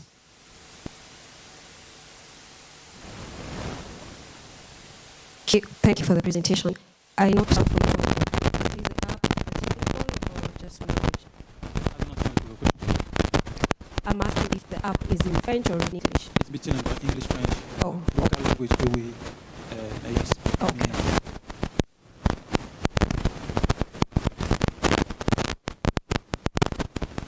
That was the presentation. In terms of the credit, the financial aspect, how do you assess that a farmer is fit for credit and how much? Yeah, if farmer, for example, if you are one of our farmer, you have to follow our upper recommendation from crops selection to sale. If you follow it, you can double or even triple your income. Your ability to produce, as our app tell you, and how you can sell directly on the market is how the farmer can pay back to bank or microfinance. So you use this credit score for bank or microfinance to decide yourself the money is more. So what metrics from the Earth observation data do you use to assess that? For the land of the capacity of the land or the farmer might also if you manage data. And we produce, for example, 25 tons of cassava per hectare. Is the normal global farming. Other produce less than 25 tons per hectare. If you produce that, able to sell directly on our marketplace, so you can pay any microfinance to that lend you money. This is how we